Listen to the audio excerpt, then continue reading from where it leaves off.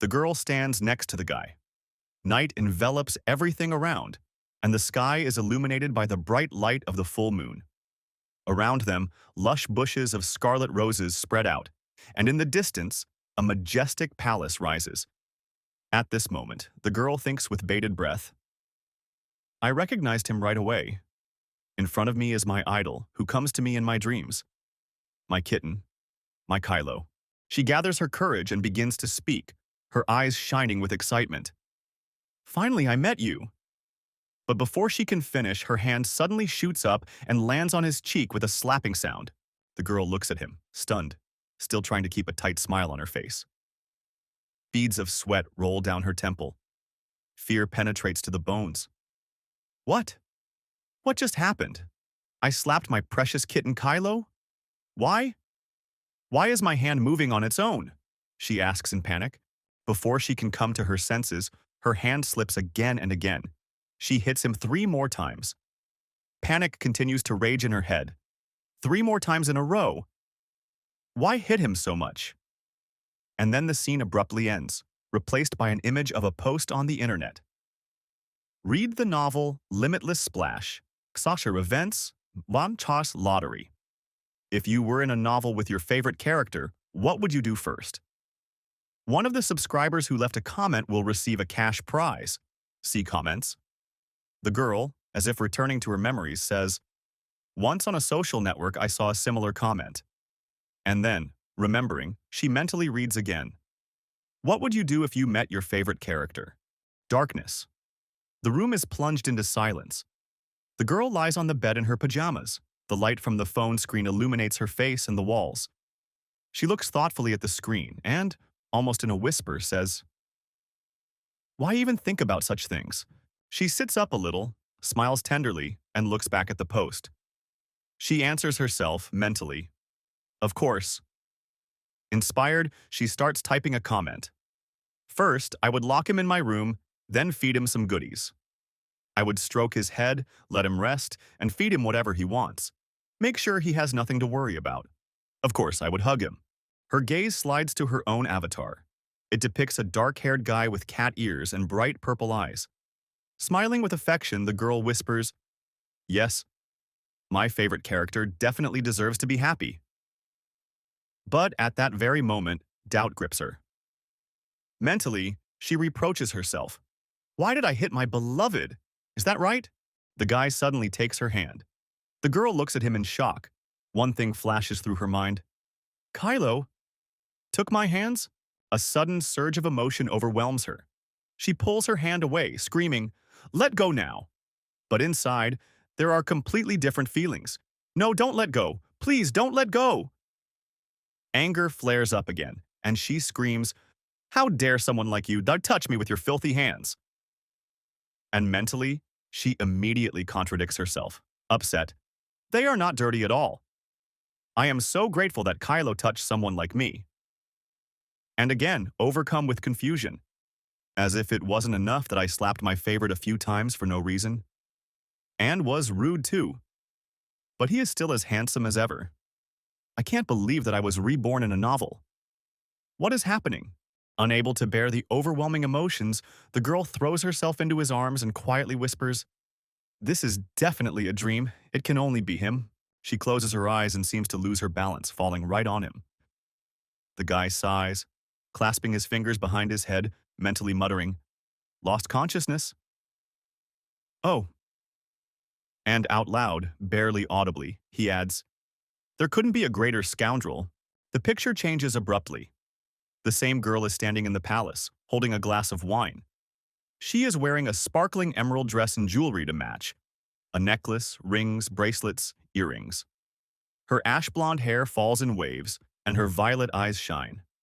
She is Princess Agnes Saint. People say different things about her.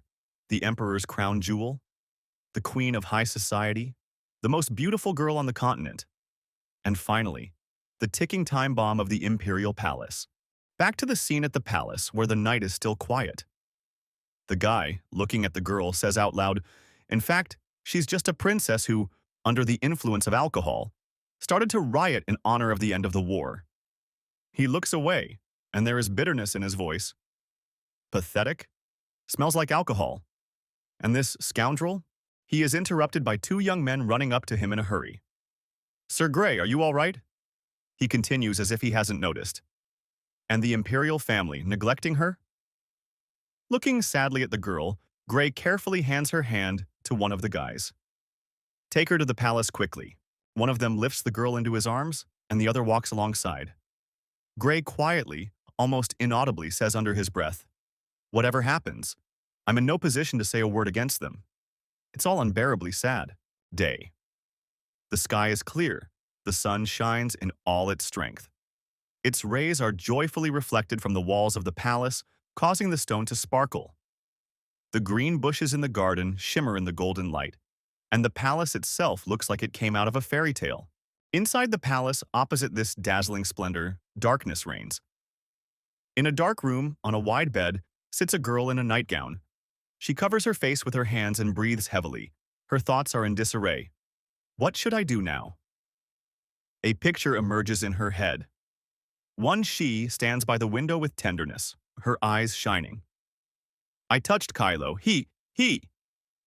The second, desperate, stands on the edge of the same window and, spreading her arms, shouts, Goodbye, world. And the third, more reasonable, pulls her back by the shoulders and firmly says, Calm down and go to bed. The girl slowly approaches the window and opens it slightly. Bright sunbeams carefully creep into the room, softly falling on the floor and the bed. She leans heavily against the cool wall and whispers almost silently, her voice broken. I was sure it was a dream, but it all seemed too real. Her palms are red and slightly swollen. Her whole body betrays an internal breakdown. The scene flashes in my mind. She slaps Kylo across the face with fury. Panic overtakes my thoughts again. I hit my minion as soon as I was reborn. And then I passed out right in his arms. And the picture changes abruptly. She remembers the past. A girl is lying on the asphalt in the middle of the road. Around her are scattered a bag, a phone, a few things, and blood. Panic. Two guys and a girl are running towards her. One of the guys, out of breath, screams in horror. What to do? Looks like she was hit by a car.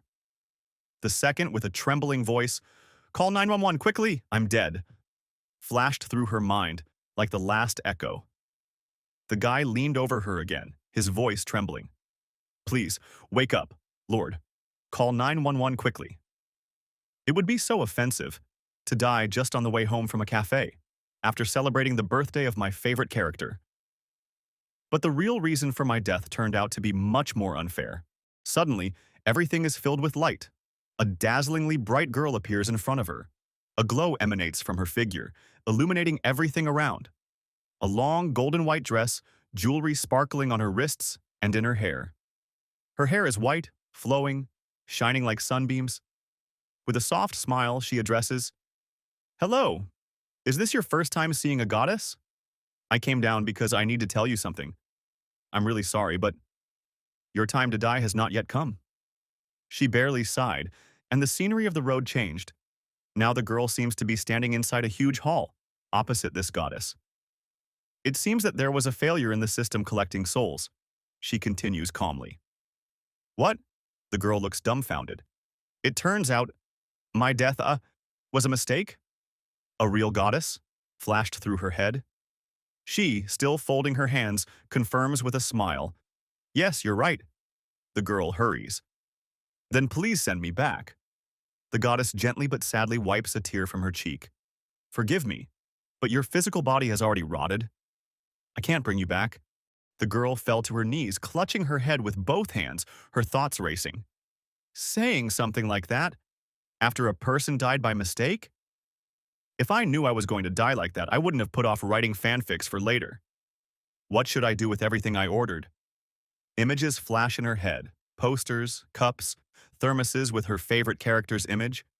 The goddess, looking at her with warmth and a bit of sadness, continues, But still, I'll take full responsibility. It was my mistake. The girl raises her head in disbelief, peering into her face. The goddess calmly adds, Don't you want to live a new life? In the world you dreamed of? She leans a little closer. Her voice becomes almost a whisper. but remains gentle. It doesn't matter whether it's a real world or an imaginary one. Do you want to be reborn somewhere? The girl slowly rose from her knees, looking at the goddess in confusion. She hadn't even thought about it. Then, folding her hands to her chest with her eyes lit up, she said sincerely and clearly, "Please, send me." She thought for a moment, then confidently finished, "To my favorite character." Everything returns to the present. The girl sits in a gloomy room, her head down. Thoughts, like echoes, sound again in her mind. I said it. But I asked to meet him, not to hit. An image of a goddess pops up in her imagination, saying with a slight grin, I still did as you said. Clenching her hand into a fist, the girl concludes bitterly, therefore, you need to formulate your desires as precisely as possible. She approaches the mirror and looks at her reflection. There is anxiety in her eyes. But there is an even more serious problem, she says, studying herself. Her fingers touch a strand of hair. Light lilac silver. Violet eyes, perfect features. And suddenly a cry as if bursting from within. Damn it! Of all the characters, I became her. The villain of villains, Agnes Saint. She turned around abruptly and stared at the wall, as if she remembered something. A novel. Limitless Splash. A scene flashed in her memory. A fair-haired guy with bright yellow eyes and a light suit brandishes a glittering sword. Around him, preparing to attack, stand demonic beasts. A crow, a panther, a bear, and a wolf. Their eyes glow with a bright red, ominous light.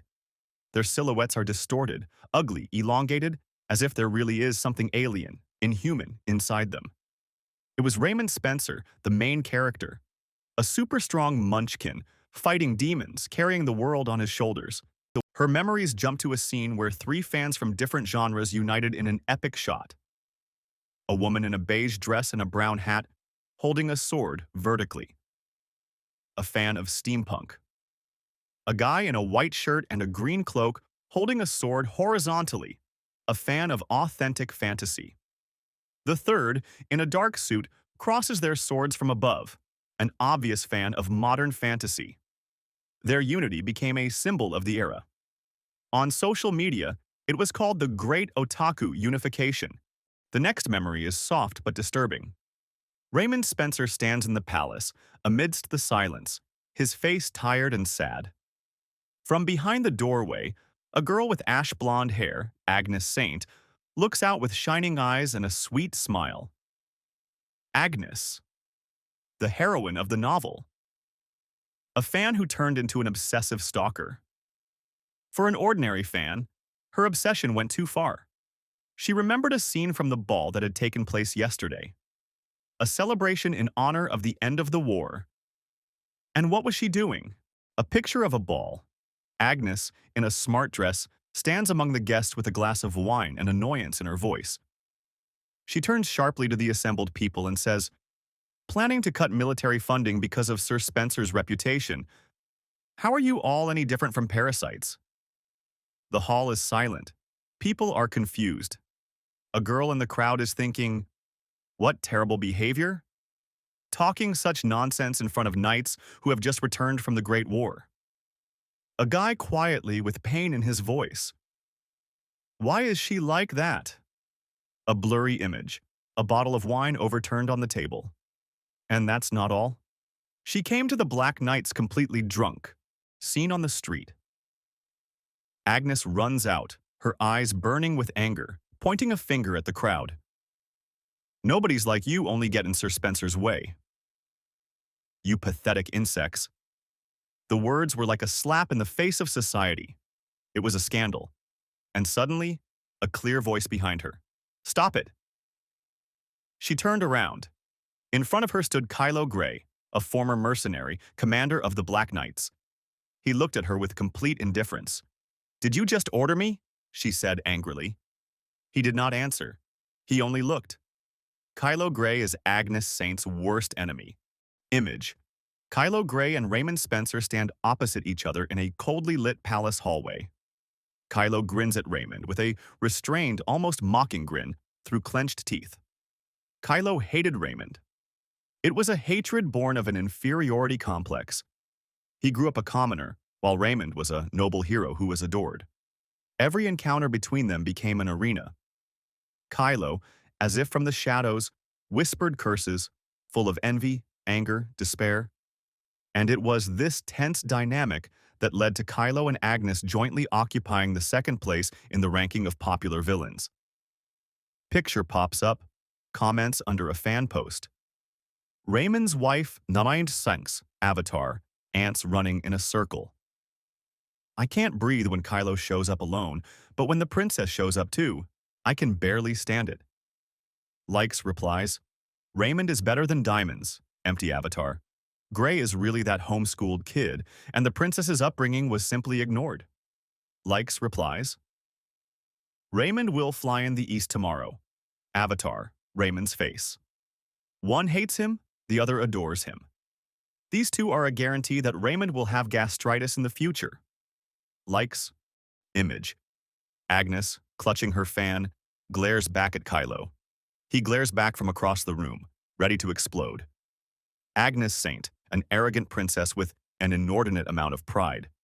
Kylo Gray, a hot-tempered, battle-hardened commander. The two hated each other. Their feud was a storm that not even the palace walls could escape. Fire and gunpowder. They always exploded next to each other. The girl's imagination draws her room from her previous life. On the walls are Kylo posters. On the shelves are figurines, books, keychains. Everything is covered with fan goods. She remembers her reality. I was his most devoted fan. Why am I Agnes now? A scene appears. A pinned comment under a fan post on the screen. Nickname, TS Shut Up My Kitten, Avatar. Kylo's face.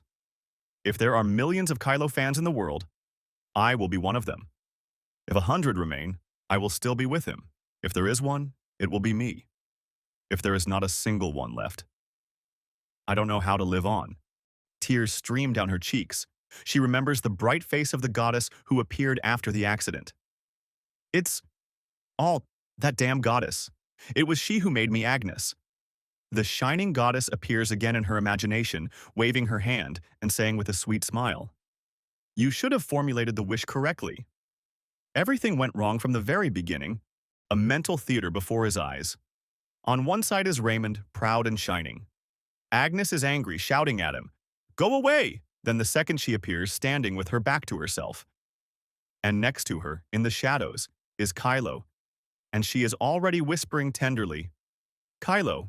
The sunlight softly flooded the spacious garden of the Imperial Palace. A gentle breeze rustled the leaves of the well-kept trees, running along the marble paths. The second day since her rebirth. Despite the beautiful surroundings, Agnes's heart still echoed with the shame of yesterday. Fortunately, after that incident, the thoughtless blow to her idol, she had finally regained control of her own body. The nightmarish moment came back to her in her memories, and just thinking about it made Agnes want to sink into the ground.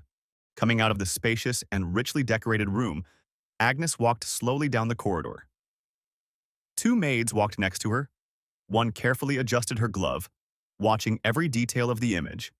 The second, slightly lagging behind, asked with concern in her voice, Do you have a headache? Agnes, without losing her dignity, calmly answered, A little. Her mind went back to the goddess's appearance. The bright light, the haughty smile, the mysterious aura, and her words still rang in her ears. One might have thought that she had simply moved into someone else's body. However, the goddess had clearly stated, Once reincarnated, you will quickly live through all the years up until the beginning of the story. This fact still remained a source of inner anxiety for Agnes. Time seemed to have compressed, pushing her to action. As she continued walking down the corridor, her thoughts wouldn't let go.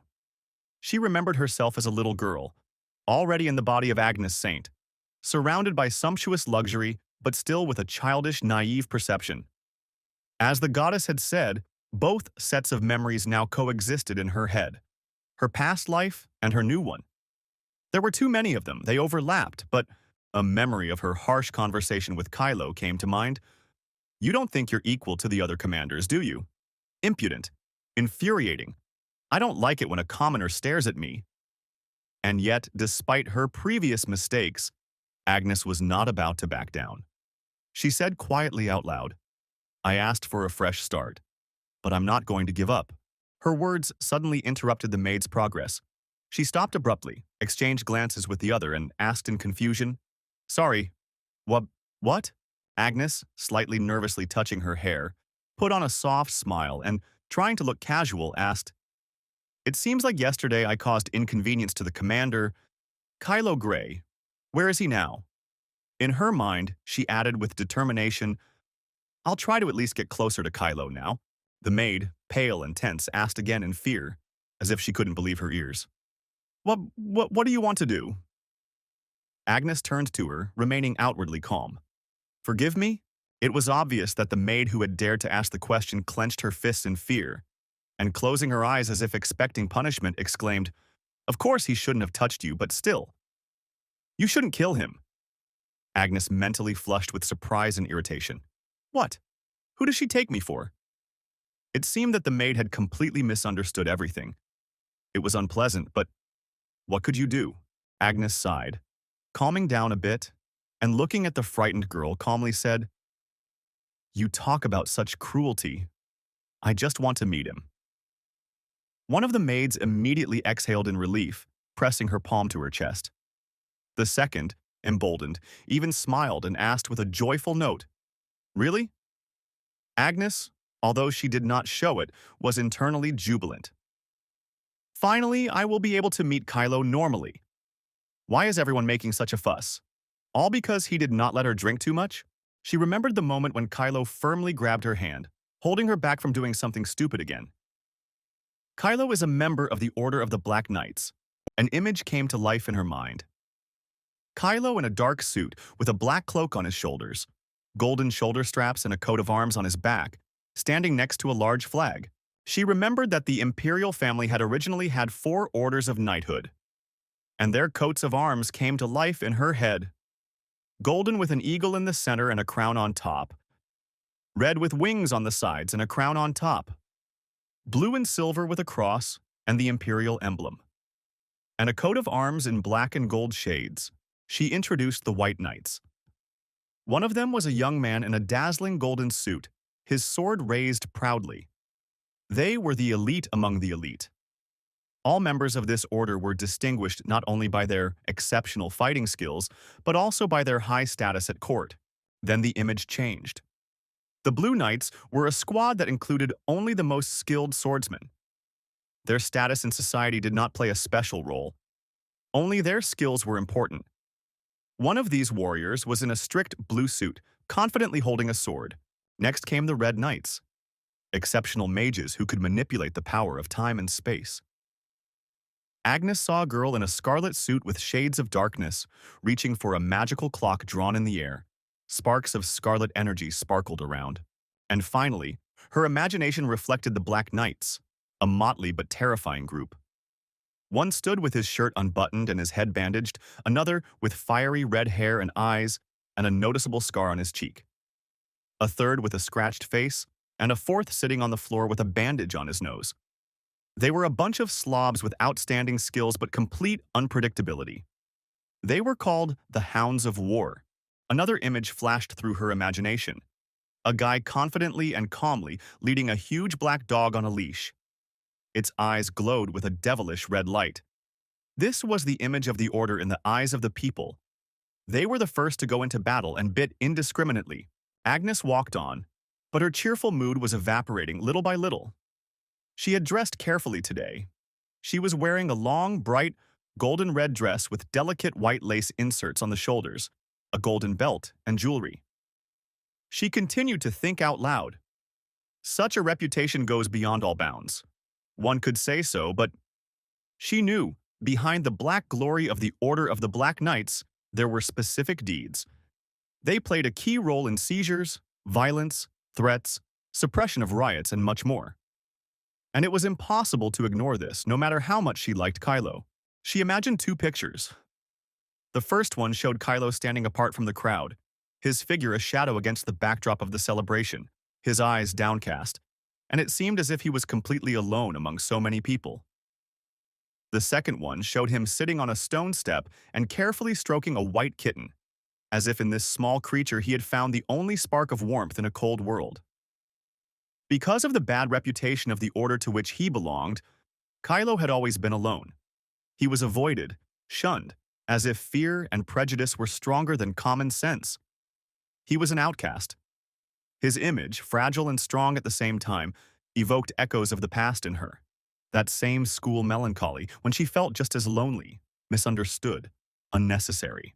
She remembers herself in her past life staring at her phone, eyes shining, breath caught in excitement. There he is. Kylo. In my past, I was hopelessly enamored with Kylo. He outshone everyone else for me. I would do anything to make sure someone else saw him the way I did. Flashback, schoolyard. A girl with a pillow, with a picture of Raymond Spencer, and another with a bag with the same face. Behind her, modest but radiant, holding a cookie shaped like Kylo. Smiling, she says, "Kylo is delicious too, try it." But no one even turns to look at her as if she doesn't exist. He was completely unpopular, and all her efforts were to no avail. Meanwhile, on the day of finishing the first part of the novel, Limitless Splash, something terrible happened. The office is filled with tension. Emperor Alexander Saint stands at the table, his face twisted with rage. He hits the tabletop with such force that it echoes, "How could this happen? Isn't it obvious that we won the war? But how were monsters able to suddenly penetrate the settlements?" The imagination completes the picture. Streets lit by the ominous red light of the moon. The sky like a bloody vault. People are running in panic, and behind them are black beasts with blazing eyes of rage. They break free from the chain of reality, breaking through a crack in the air itself. This happened right after the victory over the demons. The world that was built with such difficulty began to collapse again. The priest sits with his head down. Around him are broken people, hoping to hear at least a grain of salvation. "High Priest, what should we do?" The answer was quiet, but firm. "To solve the problem thoroughly, we need to get rid of the source of the crack located at the top of the snowy mountain called the End of the World." But only two people in the entire empire could handle such a task. Two of the greatest, Raymond Spencer, a brilliant mind and a strategist to the core, and Kylo Grey, a seasoned warrior whose fighting prowess was as impressive as his determination. One of them had to go to the top and sacrifice himself. And instead of the main character, Raymond, Kylo volunteered. Agnes remembers sitting on the bed in her past life. Her fingers are shaking, her eyes wide with horror. In the light of the screen, the end of the chapter. On her face, unbearable incomprehension. Why did you go there? He hated Raymond with all his soul, and yet, only one reason could have pushed Kylo down this path. He realized this when he returned to the capital after the Great War. Return. The warriors walk through the streets. Raymond is in front, two knights are on either side, and Kylo is at the tail. The people cheer, raising their fists. "Raymond! Raymond! The only hero of the Empire! Raymond! Our hope!" Voices. "Long live Sir Spencer!" And Kylo is back in the shadows, a lonely silhouette amid the applause. No matter how much he fought, no matter how much he sacrificed himself, he couldn't outshine Raymond. He would never become a hero. And so he went alone, to the very edge of the world, leaving only a short letter. A hero must not die. He died to bring peace to the Empire. Only in death was he first called a hero. The world that called him an evil spirit finally saw the real Kylo, but his journey did not end there. Pinned message in the post. In honor of the completion of the Earth part, I published something previously unexpressed.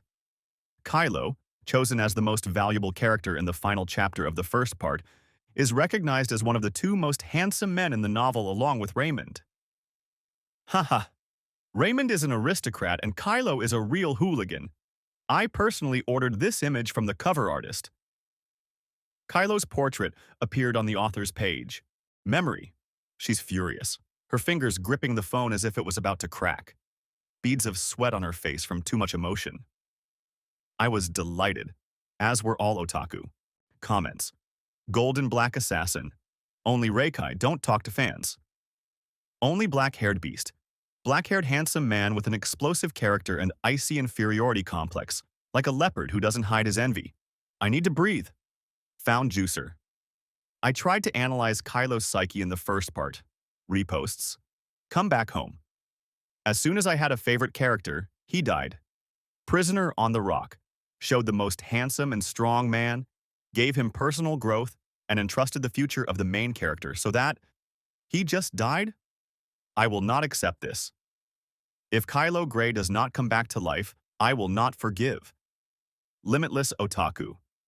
I stop supporting Kylo. I am becoming Kylo. Every insult to him is a personal insult. Reposts. Kylo took off. In one night, from despised to most beloved. Memory from a past life. A cafe covered in portraits of Kylo. His birthday, decorations, all in his honor. I spent my days in a cafe dedicated to his birthday. But he died, and I died with him. Agnes, remembering all this, continued walking down the long corridor of the palace. Each step was difficult for her, but a firm decision grew inside. She approached the door, placed her hand on the cold handle and thought, however, from now on, everything will be different, because I will change Kylo's future. She opened the door with genuine excitement. This is Kylo's office. Wait for me. But she didn't have time to finish. She entered the room and froze in shock. Huh? The words got stuck in her throat. Kylo was sitting on the floor with his hands tied. Two guys were hanging over him. She, overcoming her numbness, screamed, "What is this?" Then, in horror, with a trembling voice, What is happening now? Why are you my Kylo?" One of the guys, putting his hand to his temple, said with a slight grin, "The Chamberlain ordered to prepare for your arrival, Princess. We tied him up so that he would not escape and resist. The work of the White Knights which can be proud of." There was no need. Free Sir Grey immediately. The girl intervened with a scream. The smile vanished from Spencer's face, and he turned pale with rage. The second knight quickly replied, Yes! Agnes pushed them out the door, saying, "You, go away quickly." She slammed the door shut. Kylo remained sitting on the floor, slowly stretching his wrists, red from the ropes. Agnes turned away, pressing her forehead against the door. Tears streamed down her cheeks, and her heart was breaking inside.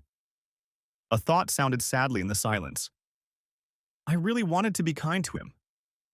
Why does something like this always happen? And suddenly a voice. Low, sad, quiet, like a stifled groan. "Cut." She shuddered. "I will accept punishment for daring to touch you." Cut. The silence weighed on her shoulders. Agnes stood, leaning against the door. Her shoulders were shaking from suppressed sobs. Confusion, anxiety, and aching pity were on her face. Tears continued to stream down her cheeks, soaking the collar of her dress, and suddenly, barely audible, as if afraid to hear herself, she muttered, I don't want to cut your wrists." The thought like a prayer. How can I ruin something so valuable? She clenched her fists at her chest, as if trying to keep the world from falling apart. Kylo was still sitting on the floor.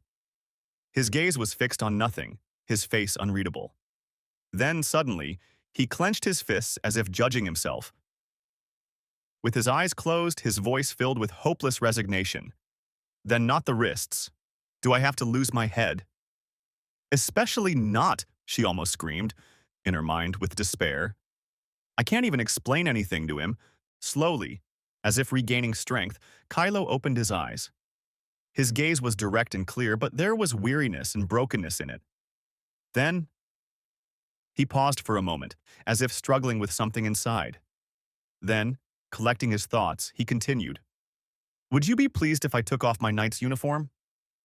He sat with his back straight, even in this position, remaining proud, as if the very essence of duty spoke from within him. Agnes stood there, thunderstruck. Her inner monologue exploded like a firecracker. "What? Take off? The knight's uniform?" In my mind's eye, there's a quick swing, and the armor is gone from his shoulders. Then the shirt is gone. In its place is a muscular torso, perfectly defined abs, arms that look like they were carved from marble. Her voice is still shaking, but the question is out before she can think it through. All of it? Kylo blinks. He's still sitting on the floor, completely confused. Kylo didn't take his eyes off Agnes, his eyes full of wonder, as if he was trying to figure out the mystery behind her behavior. He was silent, but finally said with restraint and simplicity, almost casually, "I meant, I will leave the knightly order." Confusion instantly flashed across the girl's face. Her eyes widened, and her voice became hurried, as if she was trying to catch up with her own thoughts. "That's what you said." Everything inside her broke off. Her face turned pale, and only in her thoughts did Agnes exclaim sorrowfully, "Of course he meant it. Why am I reacting like this?" A deep sense of awkwardness pierced her heart. Now he'll think I'm not only a scoundrel, but also a pervert. I even slapped him. Looking down, Agnes raised her hand and touched her cheek, as if trying to erase the trace of yesterday. She whispered barely audibly, "Just pretend that yesterday didn't happen." Kylo slowly looked up. His face remained calm, almost lifeless, as if not a single word of the girl caused any emotion in him. There was something cold hidden in this calm. He asked simply, but as if testingly, "Are you serious?" Agnes turned away, her eyelashes fluttering and her lips pressed together. She closed her eyes as if to escape the man's gaze. Inside, everything was raging. "I'm so nervous that I can't even look at him." Gathering the remains of her composure, she answered without turning around, with feigned firmness in her voice. "Yes, I hope you will forget about yesterday." The girl's fingers rested on the door handle, and she prepared to leave as if she were fleeing. Restrained thoughts hummed inside her. "I want to say a lot, but it's better to leave now. The girl who slapped him in the face yesterday is suddenly showing favor today. He'll definitely think I'm crazy." Her imagination gave her an image, distorted, naive, and sweet. Kylo, sitting in his knightly armor, with the ears and tail of a cat, like on her avatar in a past life. She remembered drawing this image, gentle, docile, completely unlike the real Kylo. Besides, Kylo is a gentle kitten. With this thought, she walked out the door. Sadness covered her like a fog. An inner voice whispered, "It is important not to rush. I will slowly get closer to him. So I'll practice perfect acting for a while. I'll get closer to you step by step." Clenching her fist to her chest, Agnes felt determination rising inside her. A flame of purpose flared up in her soul. Meanwhile, in the silence of the office, Kylo rose from his knees. His hand was still on the wrist where the rope had been tied the day before. He looked thoughtfully into the void. Thoughts haunted him. Why did the princess come? And then a vivid image in his mind. The Agnes he knew, ironic, caustic, saying with a slight grin, "I don't plan on stopping at just one wrist." He shook his head. "I was sure she wanted to kick me out of the order, but she didn't do anything. What are you planning this time?" His eyes darkened with uncertainty. Still, I didn't expect such a reaction, to words spoken without any hidden meaning. He walked around the room, stopping at the table. "In principle, there is a naive side. Who would have thought—" He narrowed his eyes in displeasure. "Damn. Did I say something wrong?" Taking the sheet of paper, he looked at it, and a barely noticeable smile appeared at the corners of his lips. The thoughts continued. "However, it feels like I was playing a joke on her." He nodded to himself. Not bad. Several days passed. Agnes lay on her bed in her room, carefully locked away from the outside world. She clutched her pillow to her, as if seeking warmth and comfort in it. Thoughts hung over her, like a gray fog. After meeting Kylo, under the pretext of illness, I locked myself in the palace. I was thinking about how I could get closer to Kylo. After I figured out the plot of the novel, the ball came back to her. She, loud and self-assured, pointing her finger at her interlocutors, like the heroine of a cheap novel. Agnes Saint at her worst. And then, a dark scene. She stands alone, and around her there is only darkness and sinister eyes, flashes of grins. After the incident with the rude remark at the ball, my reputation has fallen to the lowest point. The princess herself insulted those who fought and put their lives on the line. It could not be otherwise. She sat up a little, still clutching the pillow. Her fingers absent-mindedly slid over the fabric. Her eyes were clouded with sadness. The inner voice continued to torment her. No matter how hard I try to get closer to Kylo, under these circumstances, my reputation will negatively affect him. Is there really no suitable excuse? In addition to this, that very incident is about to happen. Suddenly, footsteps were heard outside the door. The maid's voice rang out in the silence. "Princess, His Majesty the Emperor is calling you." Agnes sighed heavily, looking down. Her voice was barely audible, with a hint of sadness. "Yes, the ending will be the same as in the novel." Then, a little louder, she shouted back, "Tell them I will arrive soon." In her thoughts, the inevitable sounded, "They are going to drive me out of the palace." A weapon appeared before his inner eye, a unique magical weapon created by the Saint Imperial family. It shone, filled with magic, capable of defeating even demons. Next is a valley with beautiful multi-story buildings, and among them, perfectly aligned trees as a symbol of order and greatness. The empire was flourishing. Alexander Saint was its pinnacle, the most influential man on the continent. Agnes arrived at the palace. The huge throne room greeted her with the cold of its marble walls and the grandeur of its stained glass windows. On the throne, wearing a crown and a long cloak, sat Emperor Alexander Saint. She approached, gracefully took the hem of her dress in her hands, and bowed gracefully. "I greet you, Your Majesty." Their gazes met. Pain was reflected in them. Father and daughter, separated by duty and fate. Alexander, looking at her, thought sadly, "My beloved daughter, how hard and hurt is she now?" And finally said, "You came, Agnes." Agnes quietly, in her thoughts. "He is a very caring father." The emperor clasped his head in his hands and closed his eyes. Images floated through his mind. The grown-up Agnes standing before him, and next to her, a smaller version of herself, with her hair down and a hurt expression. He remembered how she was lying on the floor screaming, "I don't want to, I don't want to, I don't want to." He mentally admitted, "I understand this myself. You can't cover your child forever. But what can I do?" When I look at her, who reminds me of my late wife in every way, my heart melts. A tear involuntarily slid down his cheek. Agnes noticed it and felt her own heart squeeze. Mentally, it must be difficult for the emperor too. From the depths of memory emerged the lines of a novella read in a past life. Therefore, for the sake of Agnes, whose reputation had broken down the gates of hell, the emperor devised a way. Having collected his thoughts, Alexander said, "You probably know that you are being talked about more and more in high society circles. I have no choice but to send you outside the capital until your reputation is restored." Agnes lowered her gaze, froze, staring at one point. Mentally, now, the expulsion of Princess Agnes from the capital begins. Well, the readers were happy about the expulsion. She remembered the comments under the posts from her past life. Raymond, the chairman of Yaoi Promotion. "Finally, we won't see the princess anymore. All women should go." Likes and replies. "Sunshine, needn't use it, Raymond." Honestly, after seeing how the emperor spoils her, it became clear that he sent her on vacation under this pretext. But it's still good that he doesn't give up completely. Likes and replies. Daughter-in-law of Duke Gaspencer. The villainess finally appears. Raymond will have a rest. In her imagination, she is sitting in a carriage, and Kylo is moving away, further and further. His silhouette is dissolving in the dust of the road. Mentally, a big event that happened to me. I don't want to. I won't be able to see Kylo. This shouldn't happen.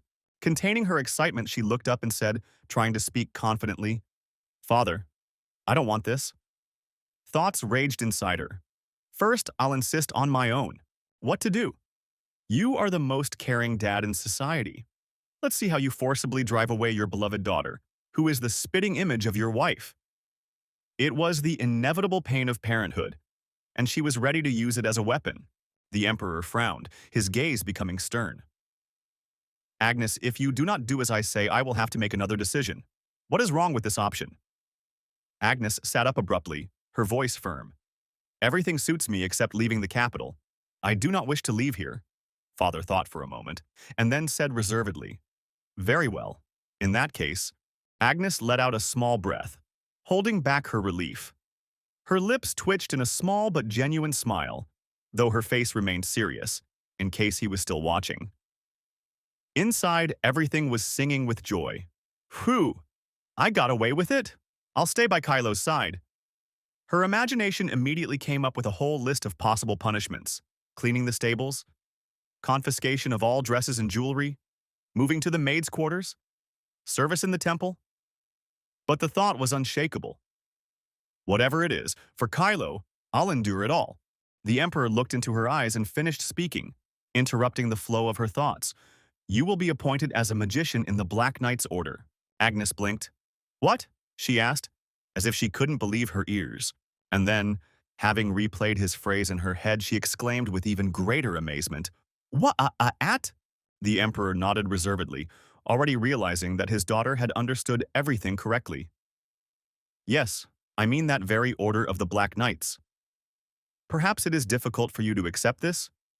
Over time? He did not have time to finish. Fine, I'll go, right now. Agnes interrupted him, unexpectedly for everyone, even for herself. Thoughts raced. Most of the members of the Imperial family, including me, inherited enormous magical power.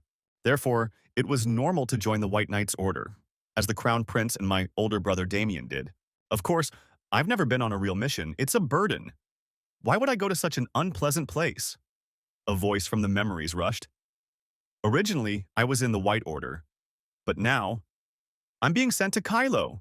He's the commander of the Black Knights. It's fate. Agnes pressed her palm to her chest, her voice sounding enthusiastic, sincere.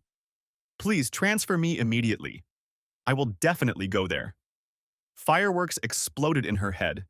This is the best development of events. I'm not just staying in the capital. I'll be next to him.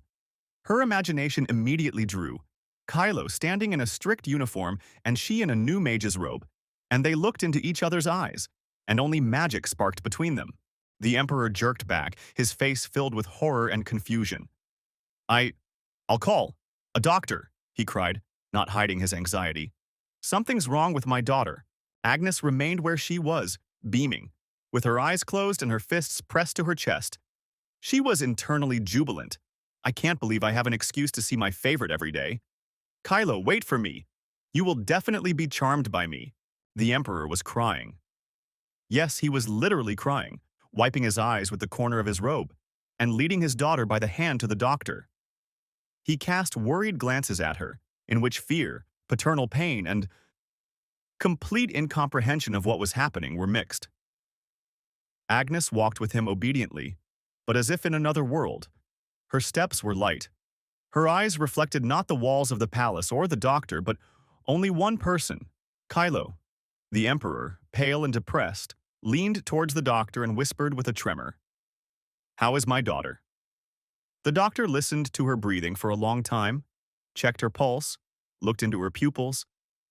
Then he straightened up and voiced his conclusion. At first glance, something unusual. Agnes suddenly spoke as if no one was around. Her gaze was directed into the distance. A smile spread across her face. Kylo, my kitten, I will eat you. Panorama of the roof of the Imperial Academy. A voice cuts through the silence. Have you heard the news? Inside the luxurious reception hall, there are high ceilings, columns with golden ornamentation, and shimmering chandeliers. People are gathered in small circles, discussing the same thing. A young man in a formal suit leaned toward a blonde girl in an airy dress. Be that as it may, I think His Majesty has gone too far this time. The girl shook her head. A member of the Imperial family in the Order of the Black Knights? Never before. Yes, she has a difficult character, but she is still young. The guy shrugged. Considering Her Highness's immoral behavior, I do not consider His Majesty's decision excessive. On the contrary, the girl nodded. This can be considered her retribution. To the side, by the column, there are two more ladies, talking quietly. Doesn't she create problems not only for the nobles, but also for His Highness the Crown Prince? I completely agree, the second answered, frowning. Besides, they say the princess has already fully recovered from her illness, judging by the fact that she is not at today's ball. She herself is ashamed. Two young knights enter the hall, both wearing cloaks with the Order's coat of arms. They are Sirius Melville and Hugo Rodion. A buzz of discussion immediately hits them. Only one name is in the spotlight, the last fragments of conversation. Agnes is temporarily banned from appearing at balls. Or was the confidence washed off her beautiful face by tears? You should see it for yourself. I think it's not a good idea to say whatever comes to mind now. Sirius frowned, covered his ears with his hands, and whispered, People like to talk about others so much. Hugo, looking calmly around, shrugged. Aren't they right? Nobles have been discussing others for a long time. Sirius goes out into the hallway, walking quickly, almost rushing, and Hugo follows him. Sirius throws up his hands.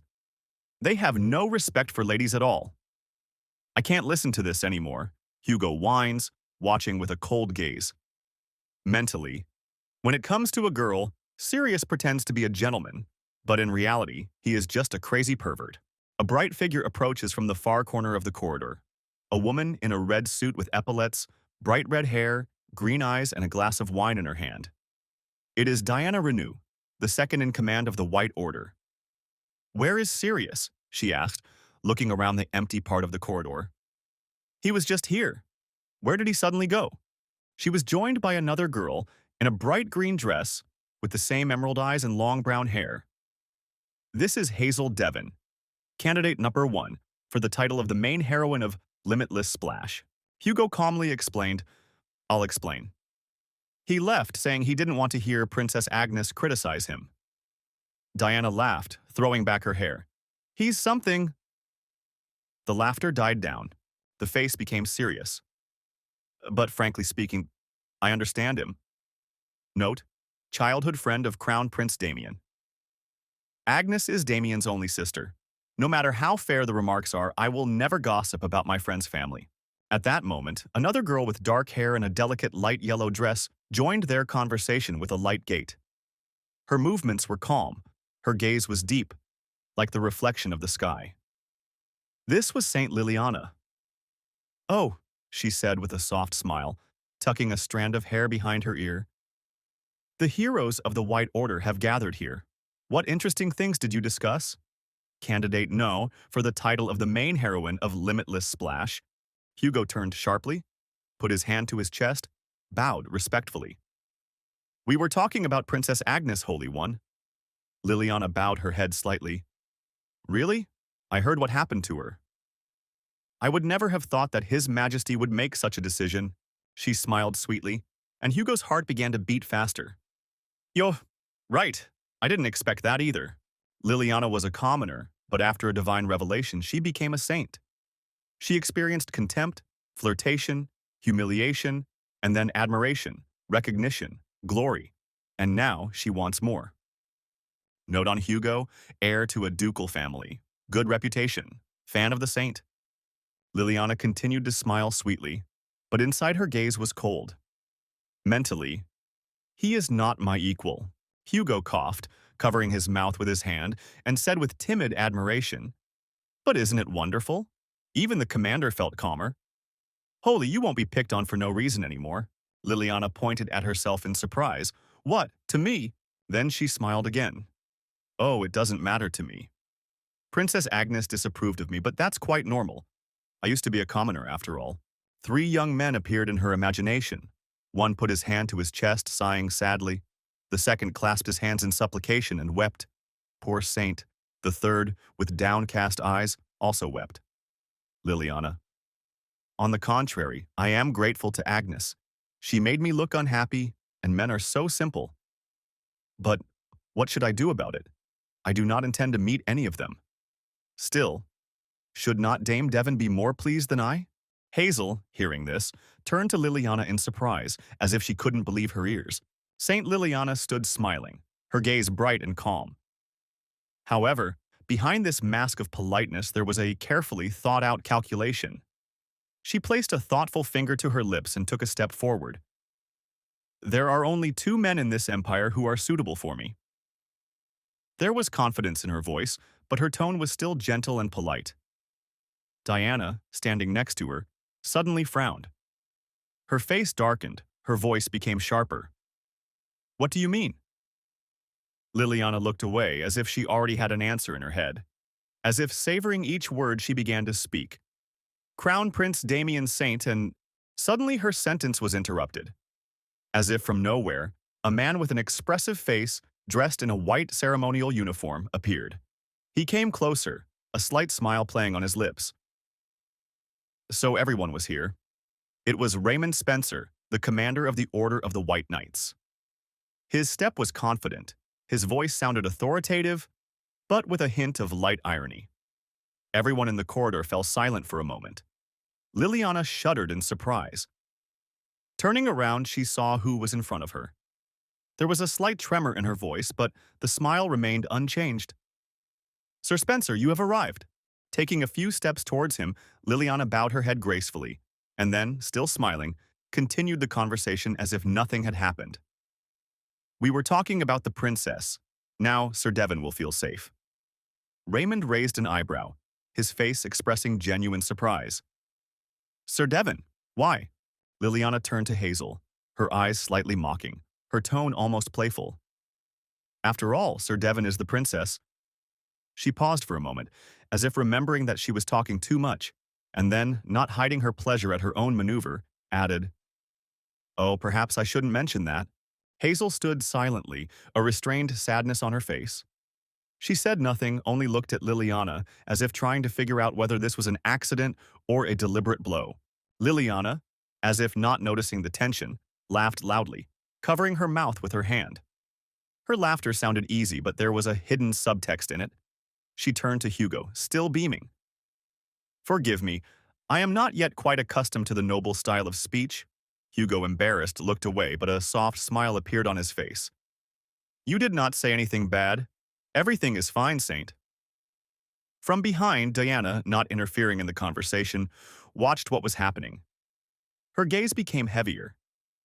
She saw not the words, but their true meaning, read between the lines.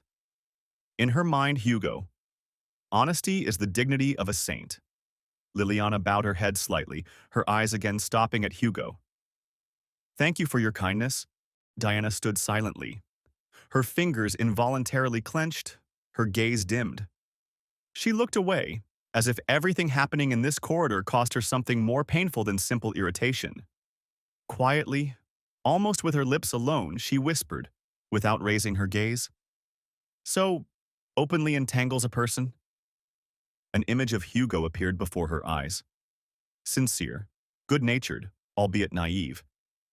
She knew that he did not see the trap into which he himself was entering, enchanted by the image of a saint. Hugo is such a fool he does not notice this. Meanwhile, in another part of the palace, far from the intrigue and bustle, Agnes was in her own room. Spacious and bright, it was full of fresh flowers, hydrangeas and violets in ceramic pots. In the middle of the room lay a soft blue carpet, on which stood an elegant white table.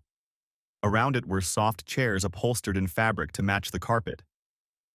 In one of them sat Agnes, holding a porcelain cup. Opposite her was her servant Daisy Rodian, young, faithful, and extremely impressionable. Daisy, hearing her mistress's latest statement, opened her eyes wide in surprise. "The Order of the Black Knights? How could His Majesty make such a decision? What if Kylo Grey, that wayward man, tortures you?" Agnes sipped her tea slowly. Without losing her cool for a moment, she replied, looking at the steam rising from her cup, "It will be so. Kylo clearly hates me. I'm sure he'll use this opportunity to really annoy me." Her gaze dimmed for a moment, and in her head, as if by itself, a vivid picture appeared. She was standing next to Kylo, his frowning gaze. And suddenly, the phrase that she would have said to him, "I have never met such stupid subordinates as you." And then almost a whisper in her head, "Am I Kylo's first?" Without waiting for the maid's reaction, Agnes suddenly continued. She spoke a little more quietly, as if she didn't fully believe herself. "For some reason, this doesn't seem bad to me." She looked down at the tea, and a slight blush appeared on her cheeks. A smile appeared, unconsciously. Daisy, noticing this, was frightened. Her voice trembled with anxiety. "Princess, do you have a fever? You've turned red. Maybe we should call the doctor again? Should I tell His Majesty that you're sick? Maybe he won't even send you to the Black Knights." Agnes slowly looked up, slowly showing her open palm, a gesture calling for calm. "No, I'm fine." Mentally, I'm glad she's the only maid who isn't afraid of me. But sometimes she can be a burden. She smiled again, this time in a friendly way, to reassure Daisy. Even if this is a bunch of slobs, do you think they can do anything to me? In any case, the war is won, and there is practically nothing to do now. Daisy, after thinking for a moment, nodded, accepting her arguments. I suppose so. Agnes smoothed her hair lightly at her temple, looked at the maid, and said in a reserved voice, Yes, Daisy. I have a headache. You can go, Daisy. She nodded with a soft smile. Okay. Agnes remained where she was. Her gaze dimmed, and her thoughts wandered far away, to where it all began, the victory over the demons. It seemed like the people were still rejoicing. Images surfaced in her mind. People running in panic, shrouded in darkness. Behind them, the clawed shadows of demons. Not knowing that this calm would not last long, then, in a clear vision, her imagined future appeared. Her dream. Agnes, standing confidently on a hill in battle dress next to Kylo, who seemed surprised, even delighted. All this was possible thanks to Sir Grey's foresight. He looked at her, a little dumbfounded, and the crowd applauded. All the credit goes to Kylo. It's a perfect plan. But at that moment, the door swung open again. Agnes, leaning her elbows on the table, was still lost in her dreams. Her eyes were closed. A warm, almost childish smile played on her lips. Daisy was already at the exit and, hearing footsteps, turned around abruptly. Her face turned pale from surprise. I greet your noble highness, the crown prince. Damian Saint entered the room, the heir to the throne, tall, with an impeccably straight posture and a look that did not tolerate frivolity. Agnes's eyes snapped open, a chill running down her spine. Beads of sweat broke out on her face. She looked up, smiling tightly, too late to hide her surprise. What? The crown prince? Why didn't you tell me you were coming? The older brother? He stood as always, dignified, reserved, with a slight shadow of irritation on his face. Raising his chin, he said with dispassionate seriousness, As always, an unceremonious greeting. Agnes, an old post from a past life flashed through her mind like a flash, with the ironic title, White Knights Gathering Zip. It consisted of 5 images of cartoon characters with captions. Sirius Melville, white-haired guy with blue eyes, crazy about girls. Hugo Rodian, gray-haired, green eyes, a fan of the saint. Deanna Renew, red hair pulled back into a ponytail. Sirius, childhood friend of the crown prince. Hazel Devon, warm look, dreamy green eyes, a candidate for the main character. Liliana, dark hair, fake smile, also a candidate for the main character. The day before. In the palace garden, surrounded by well-kept bushes, slender trees, and bright flowers, Emperor Alexander walks slowly along a gravel path. His son, Crown Prince Damian, walks next to him. The air is filled with the scent of spring, but there is concern on both their faces. The Emperor, looking ahead, says, Agnes is somehow strange. The doctor says that everything is fine with her, but she did not resist when I forbade her to attend balls, and she accepted the transfer to the Order of the Black Knights calmly. Damian, frowning, lowers his gaze as if thinking about something heavy and quietly answers, Do you think something could have happened to her? Agnes was always out of her mind, father. The Emperor stops, spreading his arms as if trying to release the weight from his chest. He looks up at the sky, barely holding back tears, and his voice trembles with hidden pain. She was definitely bewitched by a strange magic book that has recently become popular in high society. Damian casts an anxious glance at his father, feeling how he is boiling with internal tension. He tries to calm him down. Please, calm down. She would not have gone mad to such an extent. The Emperor turns sharply to his son, his voice once again becoming demandingly stern. I want to ask you, Damian, to go to her personally and assess her condition. These words take Damian by surprise. He asks again in bewilderment, What? But the Emperor, looking into his son's eyes with that sad insistence that does not tolerate refusal, adds, You are her only brother, after all. Damian sighed and reluctantly nodded. I'll take a minute tomorrow and go see her. The next morning, Damian suddenly enters Agnes's room. Daisy, the maid, who was about to leave, cries out in surprise and says with frightened politeness, I greet your noble highness the crown prince. Agnes, who was not expecting a visit, shudders, and, tearing herself away from her thoughts, asks with surprise and slight alarm in her voice, Woo, why didn't you warn her that you were coming? Damian studies his sister, seeing no signs of possession or strange behavior in her. He glances at the maid. You are probably a young lady from the family of Duke Rodion? The girl immediately bows, answering, Yes, that's right. Damian gives her that same disarming smile for which he is famous in the capital society, and asks politely, I would like to talk to my sister. Could you leave us? Daisy nods instantly. Yes, yes, I will go, and hurries out, leaving them alone. Silence. Damian remains standing by the door, while Agnes, with a dull look, continues to sit by the table. He hesitates a little and then begins, Agnes, how much longer are you going to bother His Majesty? If you continue to behave frivolously, you will not be able to find yourself a good groom even though you are a princess. Agnes does not answer, only shudders slightly and looks at the floor. Damian continues, his voice becoming harsher. Do not tarnish the honor of the Imperial family anymore. Father will not stop loving and spoiling you, but do not expect the same from me. From now on, as a mage of the Order of the Black Knights, you will have to approach missions with all seriousness. Agnes slowly looks up, but she looks away from her brother. The silence stretches. Finally, Damian says with irritation, Answer. He closes his eyes, preparing to hear the usual protest, but, Okay, brother. Damian's eyes snap open. In his mind's eye, the reflection of the old Agnes in the mirror cracks and disappears. He stares at her in horror and confusion, not believing his ears. Agnes, with the same calm, notices his confusion. I answered as you wanted. What's the reaction? Damian lowers his head, looking at the floor. I hope you won't forget about this promise.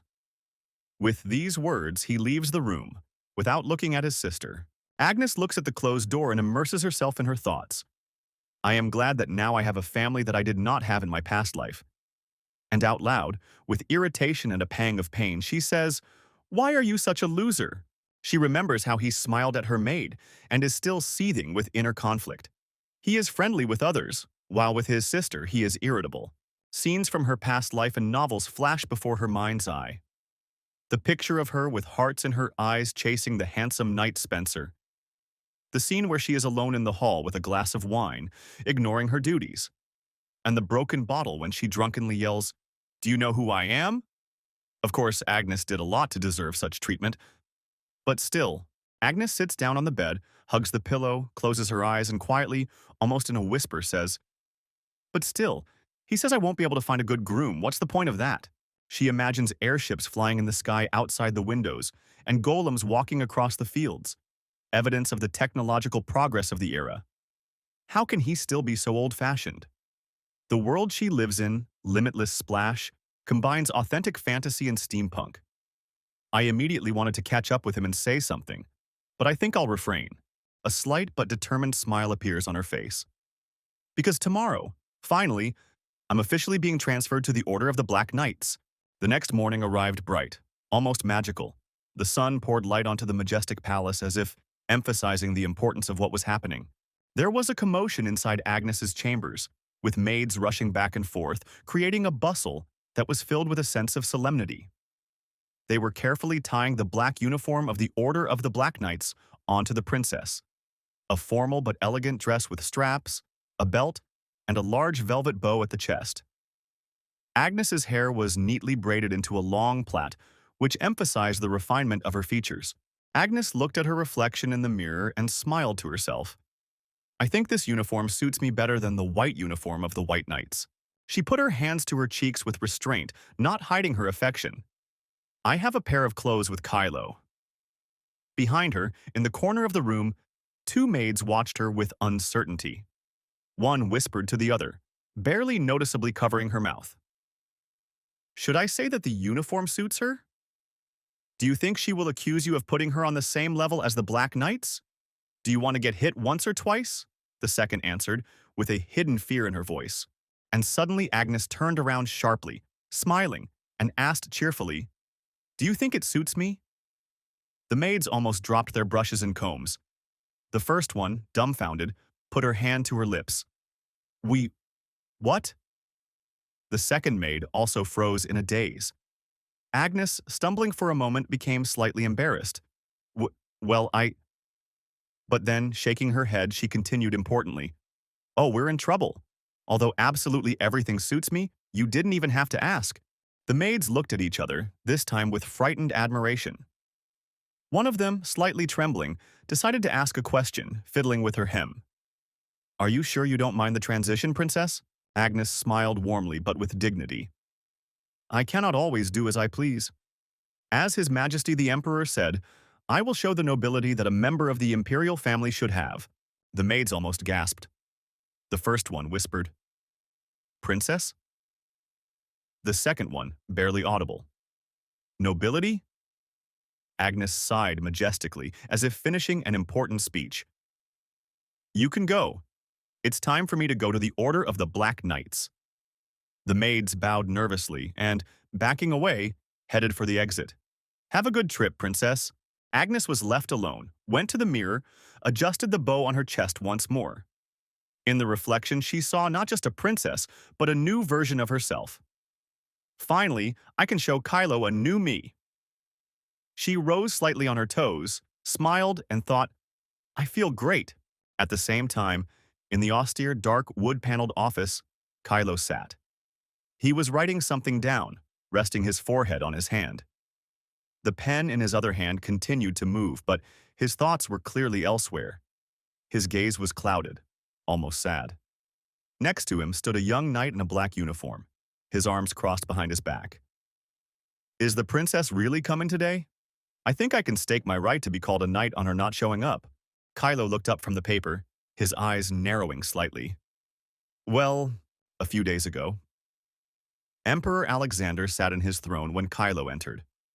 The emperor's words were calm, but laced with personal pain. As you know, Agnes lost her mother when she was a child and grew up alone. He turned slowly, and his voice took on a bitter tone. Society says that she does not fulfill her role as a healer out of selfishness. But in reality, she is simply very impressionable. A scene flashed through his mind. Tiny Agnes standing by her mother's bed, hesitating to come closer, her face covered in tears, her hands clenched into fists. She was terrified of the sight of patients with symptoms similar to those her mother had.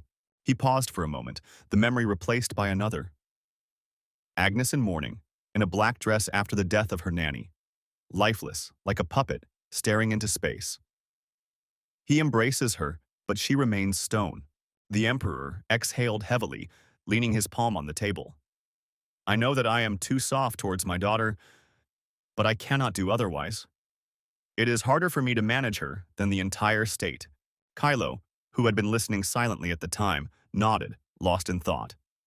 The emperor wants to say that despite the fact that the princess has formally become my subordinate, she cannot be treated carelessly. We must play the spectacle.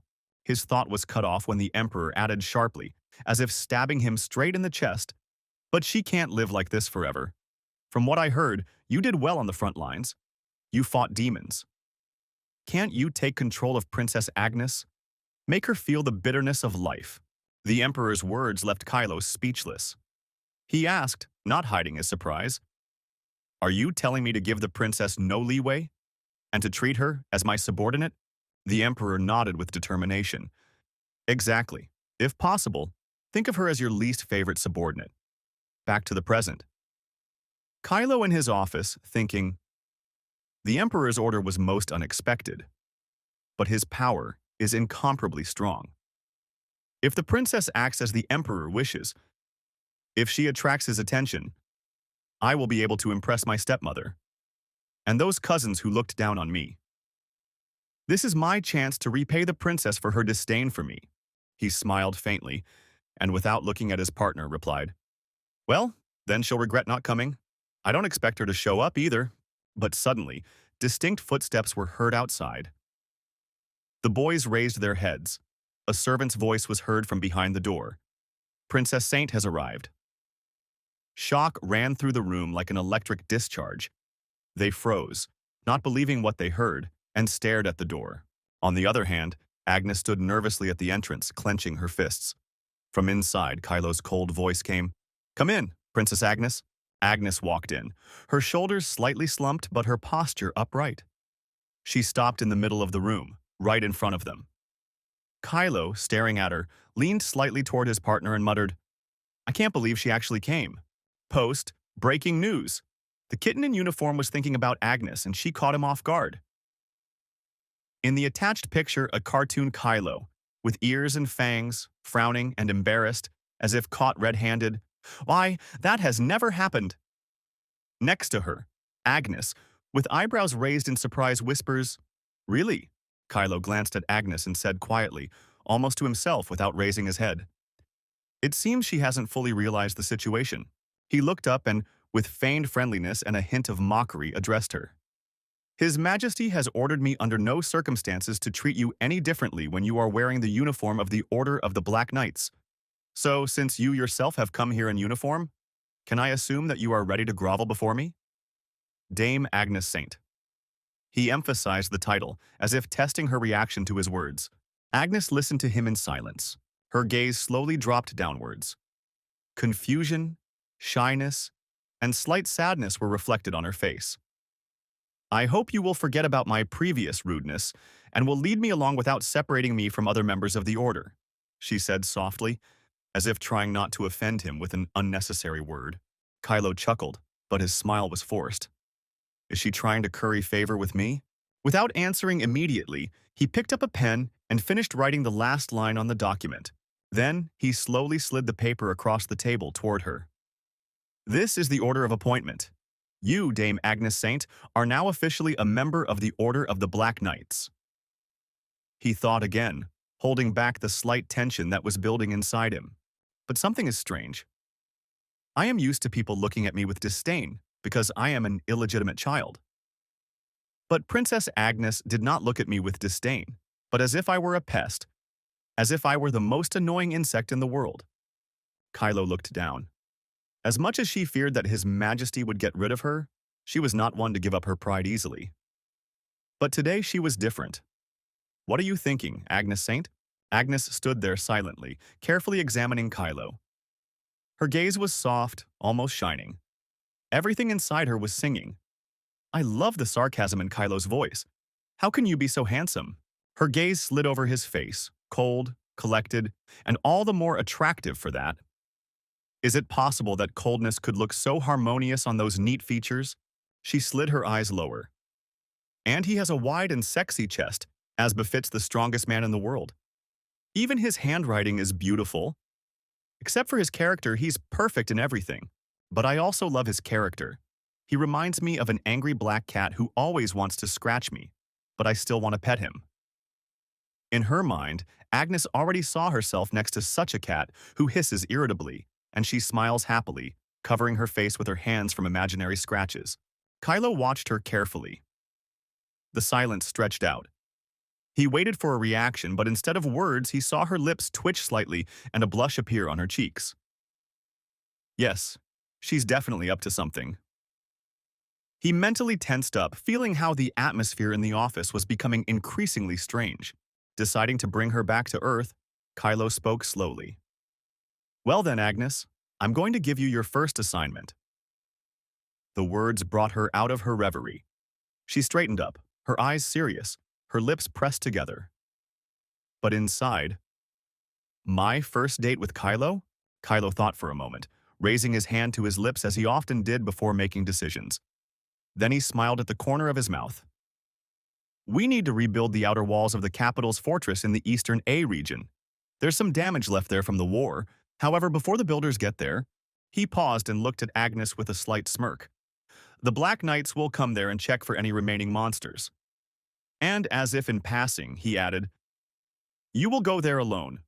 Besides dressing up in dresses and looking in the mirror, you don't know how to do anything. Let's see how you cope with that." He continued in a more formal tone. "A small pistol is provided for you as a weapon." Agnes froze for a moment, then her imagination immediately produced a vivid image. She is with this very pistol. In front of her is a huge demon the size of 3 houses. Yeah, a great date. Sending out not a combat warrior, but a mega healer, alone, while giving out only one small pistol. The same as saying, when you meet a monster, just die. But it doesn't matter. I thought I would go with Kylo, but in the end, I lose my date with him. Holding back her inner disappointment, Agnes turned away to hide her emotions. A tear quietly rolled down her cheek. Kylo continued to watch her with a slight mockery. Expected? Afraid? But suddenly, Agnes turned around and said confidently, "I will do everything." Kylo froze abruptly. His grin vanished, as if a wind had blown away his mask of indifference. He looked at Agnes in complete bewilderment. Next to him, his partner Jeremy leaned over and whispered, "Will everything be all right? If the princess really does go alone to District A and meet a monster." Kylo glanced at him, then smiled tightly and answered with feigned ease, "I don't know. If she's really scared, she'll cry and beg His Majesty for help." I didn't tell Jeremy anything on purpose. He mentally saw the men in black robes, their weapons down, tired, leaving the destroyed section of the district. When I came to A, visiting the arrested knights, the patrol was already over. There has been no one there for a long time. But I did not report it officially, for the sake of a good debut for the princess. An empty village, abandoned houses, a blood-red sky floated before his mind's eye. In this oppressive atmosphere, there's only one thing left to do. Expect someone to jump out at you. And when I experienced that, even I felt uneasy. If Agnes experiences that, she won't be rude anymore. Kylo looked down, and for the first time since the conversation began, his face became truly serious, devoid of any mask. To be honest, if it weren't for His Majesty's orders, I wouldn't have gone so far with a child who had only recently reached adulthood. He nodded. "Don't worry, go." Agnes answered briefly, "Okay," and left the office. Kylo followed her with his gaze and thought, in any case, nothing dangerous will happen, so it doesn't matter. Sirius Melville stormed into the office, slamming the door shut. His face was twisted with indignation. He paced back and forth as if in a cage, unable to contain his storm of emotions. "What is this?" he shouted, waving his hand as if he wanted to smash the air. Another white knight sat calmly in a chair by the window, as if not noticing the noise. He held a sheet of paper in his hands, reading the lines without looking up. Sirius continued, his eyes flashing. "Kylo Gray, he's completely crazy." The guy finally tore himself away from reading and, looking at Sirius with cold calm, said, "Sirius, you came for the report. What are you suddenly talking about? It doesn't matter now." Sirius waved his hand and began pacing the room again, his fingers clenching into fists. "I heard it clearly on the way here. Kylo Gray sending Princess Agnes to District A alone." He stopped, breathing heavily, as if he had just run a marathon. "They haven't even checked him yet. How can he do this to a lady?" He took a step closer, lowering his voice, but his anger was still there. "Moreover, when I looked in the armory, just in case," he gritted his teeth. "Princess Agnes was only given one small pistol." The seated knight frowned slightly. His gaze dimmed, and he lowered his head thoughtfully, bringing his fingers to his lips in the characteristic manner of a man pondering. It is true that, in his desire to take all the laurels for himself, Kylo Gray caused a bit of trouble on the battlefield. He pictured Kylo, grinning smugly, surrounded by the smoke of battle, his gaze piercing. And next to him the Emperor, pointing a finger, not without pleasure, scolding the knight. He held the line skillfully and got off with a light punishment. The boy looked straight at Sirius, his voice growing serious. He is not one to act without thinking about the consequences, and he cannot be so blinded by power as to incur the Emperor's wrath. Sirius paused for a moment, looking at the floor, his breathing becoming calmer. "You're probably right," he admitted reluctantly, slumping his shoulders. But the second knight continued in a more reasonable tone.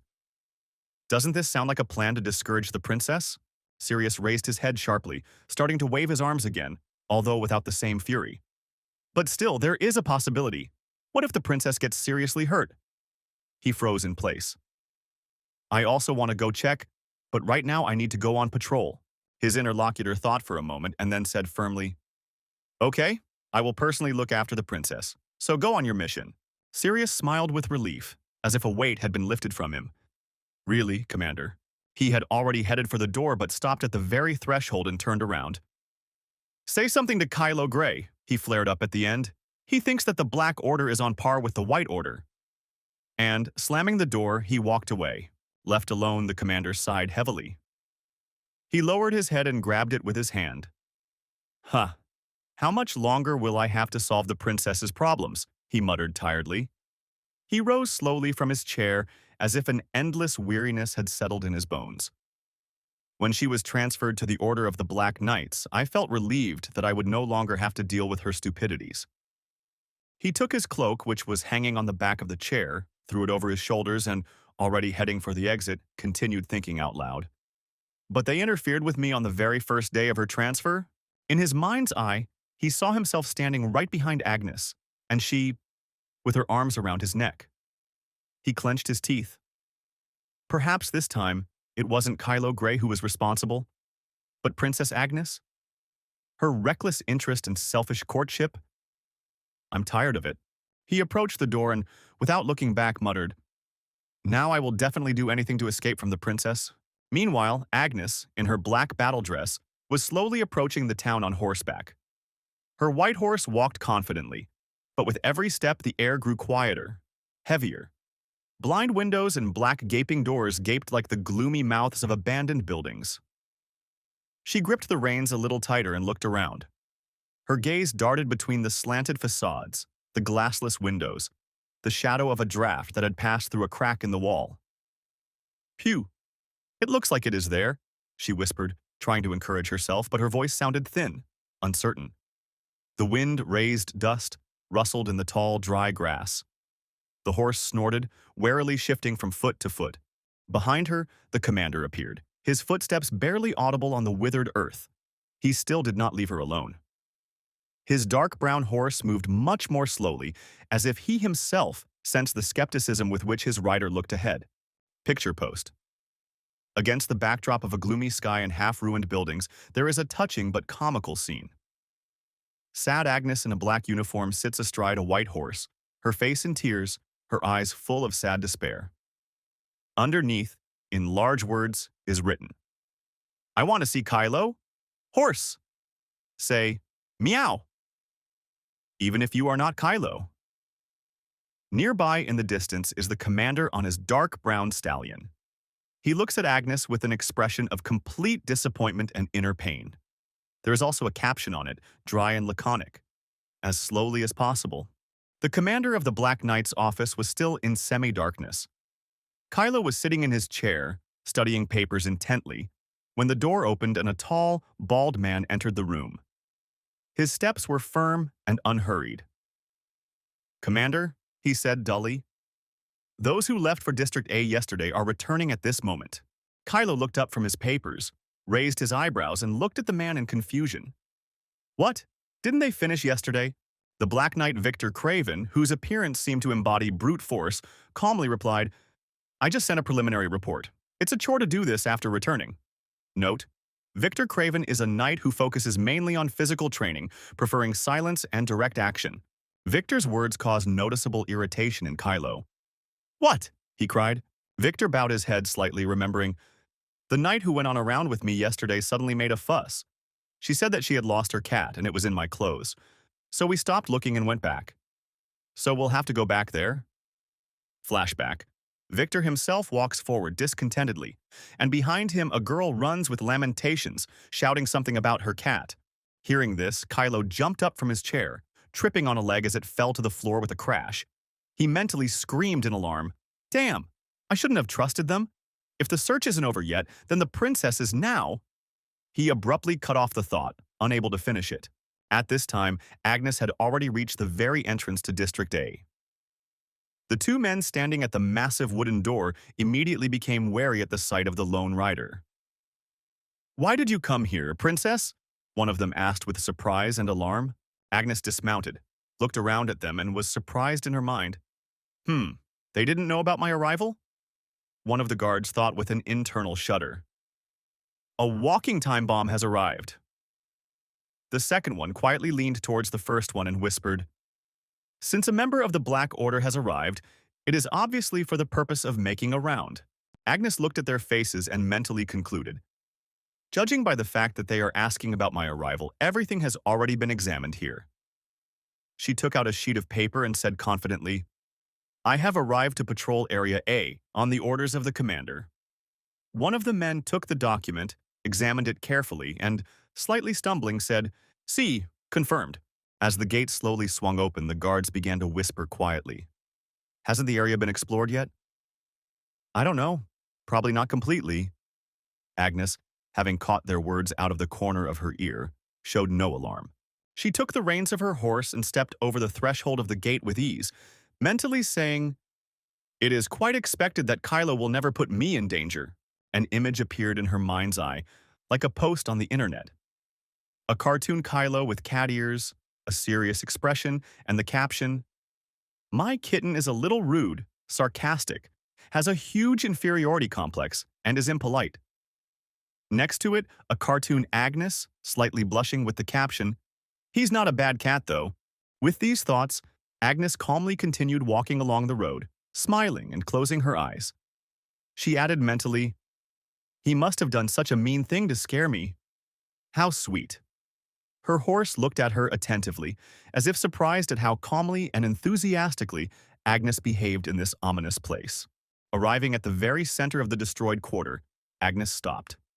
Charred skeletons of houses towered around. Roofs disappeared. Debris hung from the beams. Ash hung in the air like memories of the tragedy.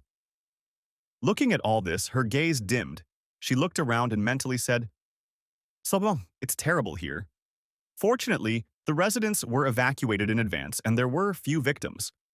Raymond did a great job. Then she turned her gaze to one of the burnt houses.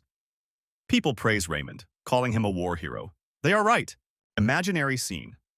Knights of different orders sit at a massive table, watching Raymond intently as he points to a map, marked with demon and soldier icons. Raymond's unrivaled resourcefulness has captured the demons' movements and their plan. He has won almost every battle. The next scene in her imagination, Raymond stands under a shining light against the coat of arms with a fluttering cloak. Emerald is growing a crown above his head. He is in a dress uniform with a serious look. Moreover, he is young and attractive, and he carries a wound, the loss of his mother in childhood. He was a star that one cannot help. A contrasting scene in her head. The bright light in which Raymond moves, and the shadow where a sad Kylo sits, his head down, his sword in his hand, blood all around him. However, because of his light, the other knights were forgotten. Unlike Raymond, who mostly commanded, Kylo fought personally. No one appreciates that. Agnes raised her head, determined. When I return, I must at least pretend to be scared to death. An imaginary scene. She is in tears in front of a smiling Kylo saying, You fought in such a dangerous place.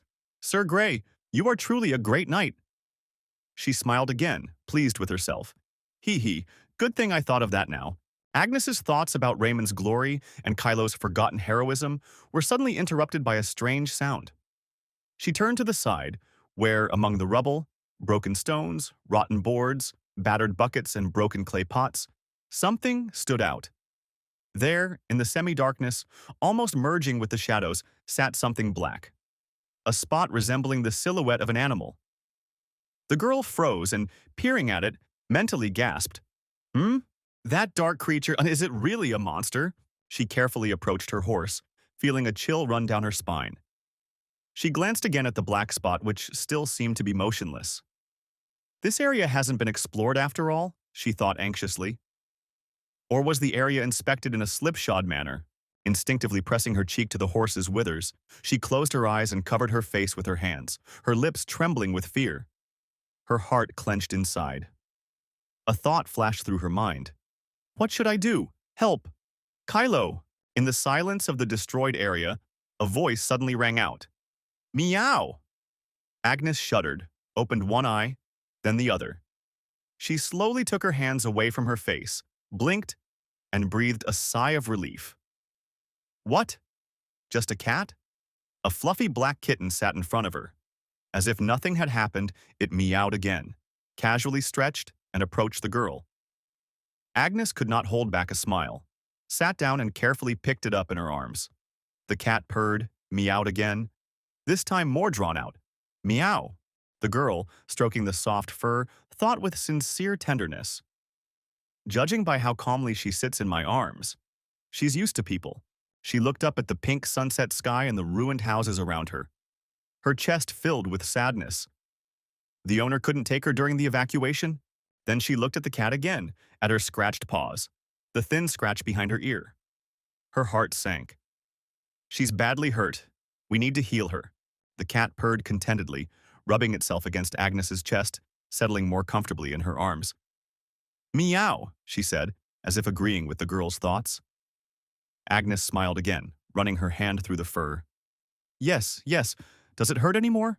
Agnes took the reins of her horse and, looking at the black beauty in her hands, said cheerfully, I was just bored.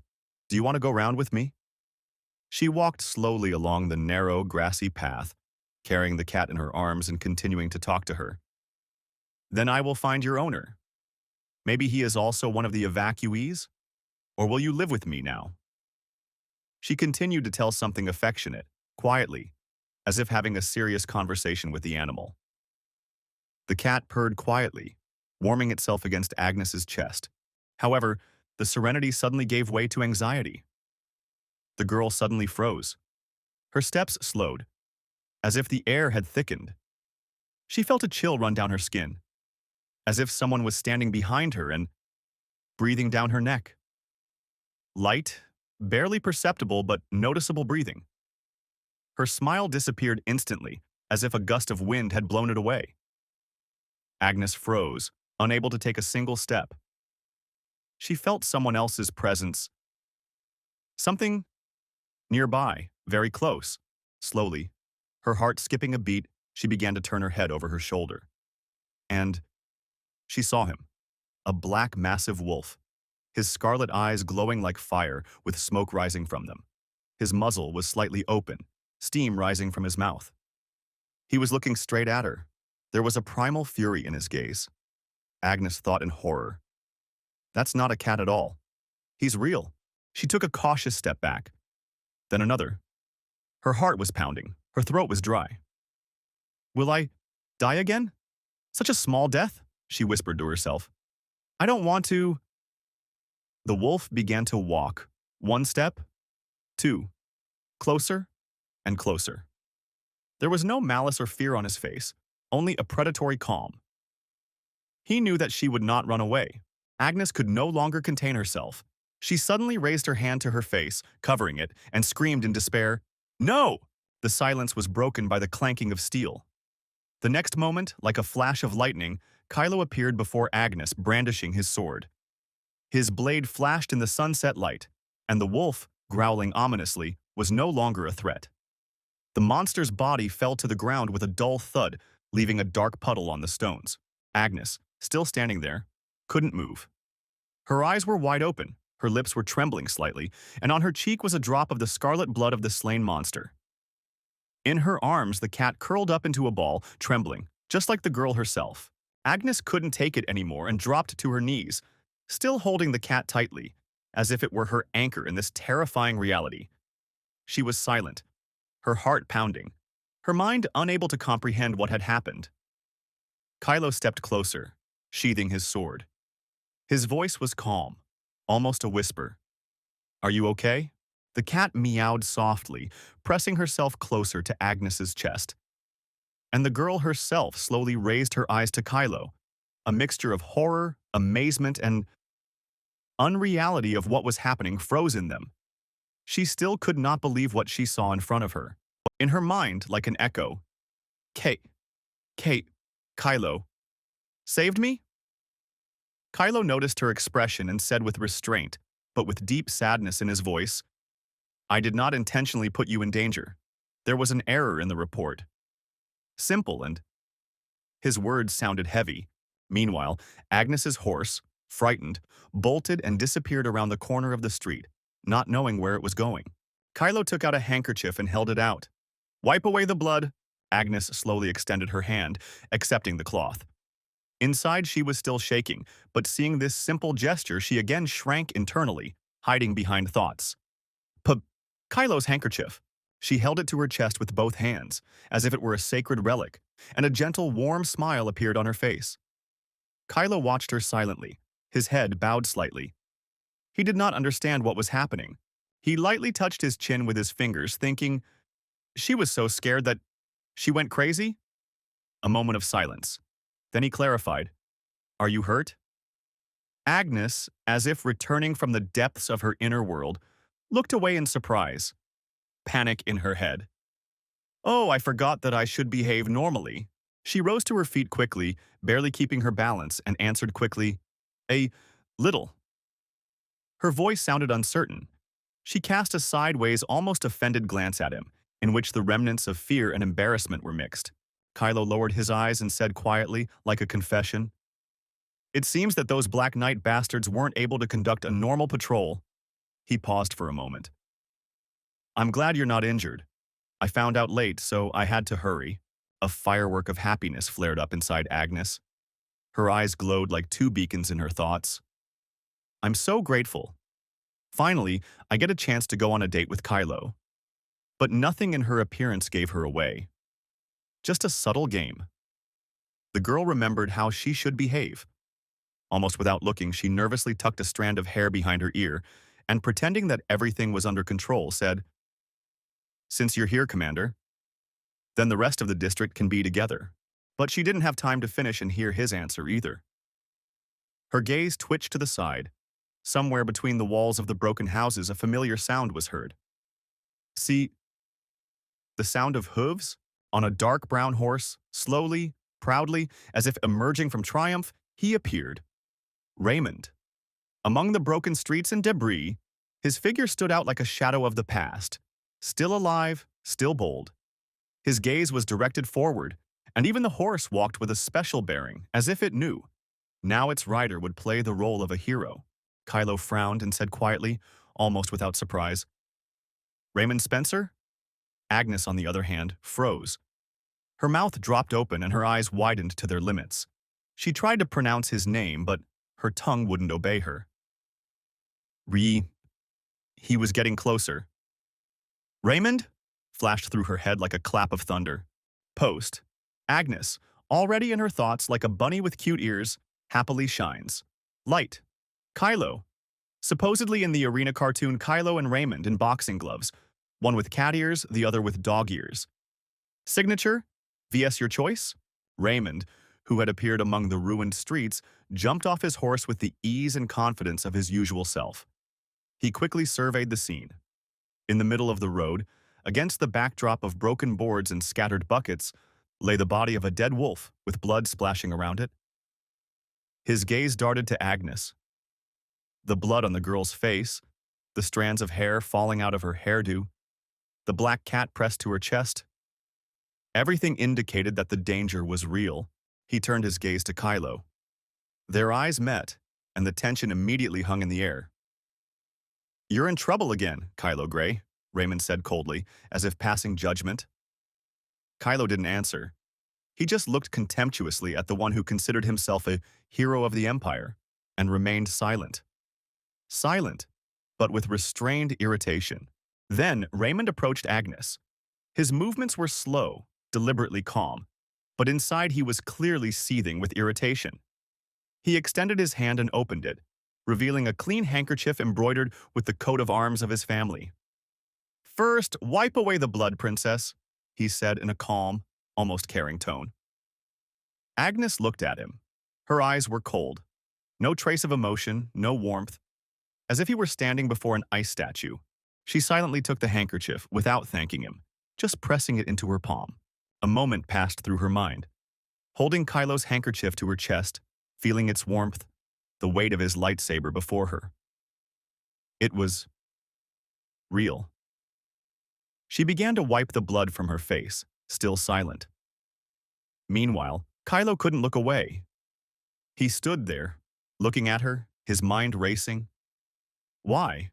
Why did she just take his handkerchief now? And then she pressed mine and smiled? What changed? Maybe she thought mine was dirty? He looked away, but something inside him pricked unpleasantly. Raymond, without waiting for words, took the already stained handkerchief from Agnes and said evenly, "I called the carriage. Let's go." Agnes still did not answer. There was an expression on her face that was difficult to decipher. No fear, no gratitude, only a tense detachment. Perhaps even a little irritation. Kylo, still watching her, clenched his fists. His head was filled with guesses. Does she think I'm to blame? That I made her miss the moment to be alone with him? She wants to blame me? But before he could finish the thought, Raymond's voice brought him back to reality, angry and pointedly caustic. Raymond, looking straight at Kylo. Kylo Gray, I will hush up this situation, but something like this must not happen again. He took a step forward, his anger now obvious. The Imperial family is not a battlefield. You won't get what you want by being arbitrary. Kylo narrowed his eyes slightly. His face slowly, very slowly went from neutral to barely smirking. Will he hush up the situation? Who asked him to? He thought. He's already acting like her husband? He forced a smile. His voice was laced with sarcasm. It's worth listening to. After all, it's advice from the hero of the Empire himself. A pause. The corner of Raymond's lips twitched slightly. He was displeased. But Kylo wasn't going to stop. He stepped closer. However, aren't you being overconfident? His Majesty entrusted me with command of Princess Agnes. So, why do you follow her around all the time? Have you signed up to be her nanny? Raymond visibly tensed. His face froze. He answered curtly, Watch your words, Kylo Gray. But Kylo had already gotten a taste of the verbal duel. His eyes flashed with a cheerful challenge. You constantly reject the princess's advances. And in fact, you keep her on the hook? Raymond was at a loss for words. His hands were clenched into fists. His lips were pressed tightly together. He stared at Kylo for a few seconds, with a look that would have made anyone else take a step back. But Kylo didn't move an inch. Raymond turned abruptly and walked towards the carriage without saying a word. Kylo turned around abruptly as Raymond left, wiping his fake smile off his face.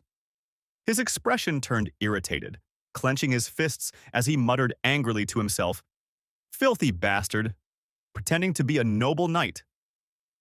He stared at the departing carriage, while his thoughts boiled inside. Do you think I don't know what you're planning? To conquer the princess's heart and become the emperor's son-in-law? His fists shook with rage. You treat me like trash, blinded by power. And you are exactly the same. And with an almost suppressed oath, he concluded his internal address. Someday I will show everyone your dirty intentions. Raymond Spencer. Meanwhile, Agnes was riding in that same carriage. She sat looking out the window with obvious displeasure, and her thoughts were seething. What is he doing here? I had a chance to have a fantastic date with Kylo. She was angry. And why are we riding in the same carriage? Come to think of it, this is the first time I've met Raymond since my rebirth. Then a slight surprise appeared on her face. Well, to be honest, he's handsome, but not my type. First of all, his chest is too narrow. An image came to her mind. Raymond in a perfectly tailored suit, cool and refined. He gives the impression of a nobleman who has grown up too perfect. And then another image of Kylo, with his shirt unbuttoned, revealing his six-pack, his wild expression in his eyes, his hair alive and unruly. I like it wild and raw. He's so perfect that there's no humanity in him. The posts in her imagination followed one another. Smiling ladies around Raymond, one holding his hand. He looks displeased, and Agnes stands in the distance with irritation. Raymond, does he need me? Can't live without me. Darling? No. Agnes, on a chair with little Kylo with cat ears in her arms, she teases him with a toy mouse. Ha ha ha, tell me what you want, dear kitten. He displeased. Hey, then honor and status. Kylo, or does he need me? Can't exist without me? He will die at the end of the first part. Darling? Yes. But despite all this internal storm, she reminded herself, Yun, I have to pretend that I love Raymond, so I will include my acting skills in everything. Agnes smiled artificially and, softening her intonation to the most tender, asked, Why did you come here? And again the image appeared before her mind's eye. She embraced Raymond's face, remembering the novel. As everyone knows, Raymond Spencer is the most desirable jewel for Agnes Saint. No one would believe it if I gave up my feelings in an instant. It irritates me. Raymond hesitated internally, trying to find the words. His mind was also busy playing out a possible scenario. Why did you come? Obviously, if I tell the truth. His imagination pictures Agnes with shining eyes and folded hands. Were you worried about me? I knew you had feelings for me too, Sir Spencer. Raymond replied sternly.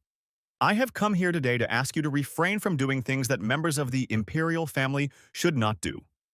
He paused, then, collecting his thoughts, continued, I ask you to stop showing your attention to me and be an example of a model princess. Agnes took this with a touch of irony and clarified, Are you asking me to stop bothering you and start behaving decently? Raymond remained silent. Agnes continued with a feigned breakdown. I realize that I have been unwittingly annoying you all this time. She portrayed a tired, broken girl, becoming a tired girl whose heart is broken. I won't stand in your way anymore. Raymond was still silent in response, surprised by what he was hearing. Agnes smiled to herself. I'm pretending to stop being a fan of him because he broke my heart. Raymond, composing himself, said, I'm glad to hear that. I hope you'll devote yourself to the service. Agnes, smiling slightly, replied, Of course, that's why you shouldn't come anymore. Mentally, because of you, my date fell through. The carriage stopped. Agnes, without losing her composure, said at last, I think it's time for me to go. She walked out and confidently walked towards the palace doors. And in the carriage, Raymond leaned his head against the wall and closed his eyes. His thoughts were heavy. Did she agree without even thinking? Or was she that upset? In any case, it doesn't matter. The princess won't bother me anymore. For the first time in a long time, I feel relieved. He said briefly, We are going to the palace of the Crown Prince. Yes, Sir Spencer, the driver answered. In the palace of the Crown Prince, Damian Saint was sitting on a small sofa by the window. Raymond entered the room to report what had happened. Damian, clutching his head, said, I heard something happened. Raymond calmly confirmed. Yes. Apparently, Kylo Grey wants to take revenge on the princess. Damian mentally with irritation. No wonder. Agnes has always been extremely contemptuous of people of lower status. And out loud with business-like calm, he added, Well, since nothing terrible happened, then everything is fine. She was not even hurt. Good. But internally, he could not ignore the alarm. Nevertheless, I cannot hang what His Majesty allowed. We need to deal with Agnes. First of all, I am worried about... He looked at Raymond. You say Agnes will not bother you anymore? You in particular? Raymond confirmed. Yes. But his tone did not sound so confident. Damian responded. Well, she has a tendency to talk nonsense. Raymond added, Because of this, she will one day become a great obstacle for you, Your Highness. Damian looked down and thought, Yes, he's right. Agnes is a time bomb. There's no telling when or where she'll explode. He pictured a smiling Agnes standing surrounded by broken glass. She's not the kind of enemy you have to work hard to take down. She's just a nuisance. Post, the image shows a magical blue glass ball with cartoon Raymond and Kylo trapped inside. Agnes stands over it in a long purple hooded cloak. She smiles and casts a spell on the ball, saying, I wonder, which of these two will be the first to fall into this fateful whirlpool? The background is surrounded by blue smoke and a magical clock that counts down an unknown but important time. Damian sat thoughtfully, mentally delving into his own memories and feelings. He imagined a touching scene, a cheerful, happy Agnes with shining eyes, tightly hugging Raymond's portrait. He saw it vividly, as if it were a picture painted in his imagination. Agnes is a haughty and luxurious barrier, he thought, watching her laugh in his mind's eye. I hoped that she would soon marry. However, the reality was much more complicated. But the proud people of the Empire will not be happy if a member of the Imperial family marries a foreigner. In the next mental frame, he was already imagining an elegant box, black with a delicate gold rim. Inside was a ring, gold, with a huge white diamond. It was intended for the best man he could find inside the Empire, and then he saw Raymond in his mind. This man is my most trusted servant and close friend. I thought there was no better option than Raymond Spencer. However, Raymond interrupted his thoughts. The nobles don't treat the princess very well either. We can't allow anything that tarnishes the honor of the Imperial family. Damian, crossing his arms, looked at him carefully. Although he didn't particularly like his younger sister because of her difficult character, Raymond's last words had hurt him. He thought again, he's the one my younger sister is in love with. Isn't he being too rude? No, even I sometimes whine about Agnes's antics. But I'm her older brother, right? A stranger is a different matter. After thinking, he said, after all, Agnes said that she wouldn't bother you anymore. With a forced smile, he added, for emphasis, so you don't have to, criticize her in my presence. Raymond immediately realized that he had made a mistake. He lowered his head and nodded respectfully. I understand you. Thus ended their conversation. However, the events connected with Raymond Spencer did not end there. Meanwhile, something strange was happening in the palace. Chloe and Emma, Agnes's handmaidens, stood motionless, shocked to the core by what they saw before them. Their eyes widened, their faces in shock, as they stared at the princess, who looked as if she had just returned from a battlefield. One of them folded her hands in a confused gesture, looking at her mistress with concern. The other, with trembling hands, covered her mouth, stammering, "Puh, princess? What happened to you?" Agnes sat in the chair like a doll without a soul. She stared at one point, showing no emotion. Her hair was sticking out in all directions, tangled from the fall. There were scratches on her face and neck. Her clothes were dirty with dark spots on them and traces of blood around them. The maids, although shocked, finally ran up to her, partly coming out of their stupor. Chloe said in a panic, "Did you really meet a monster during the mission?" Emma, visibly nervous, added, "There is blood on you. Are you injured?" Agnes slowly looked up, still emotionless.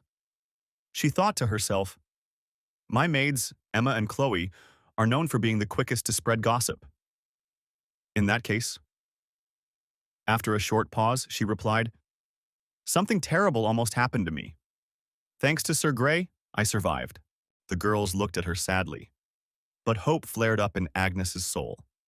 Mentally, with sincere enthusiasm, she said, "I'll use these too. This is my chance to improve Kylo's reputation." She closed her eyes and smiled slightly, continuing in her mind, "If they start rumors that Kylo saved my life," but before she could finish her thought, one of the maids interrupted her. "You mean Kylo Grey?" Emma continued, "But wasn't it his mistake that put you in danger?" Chloe supported her, straining her voice.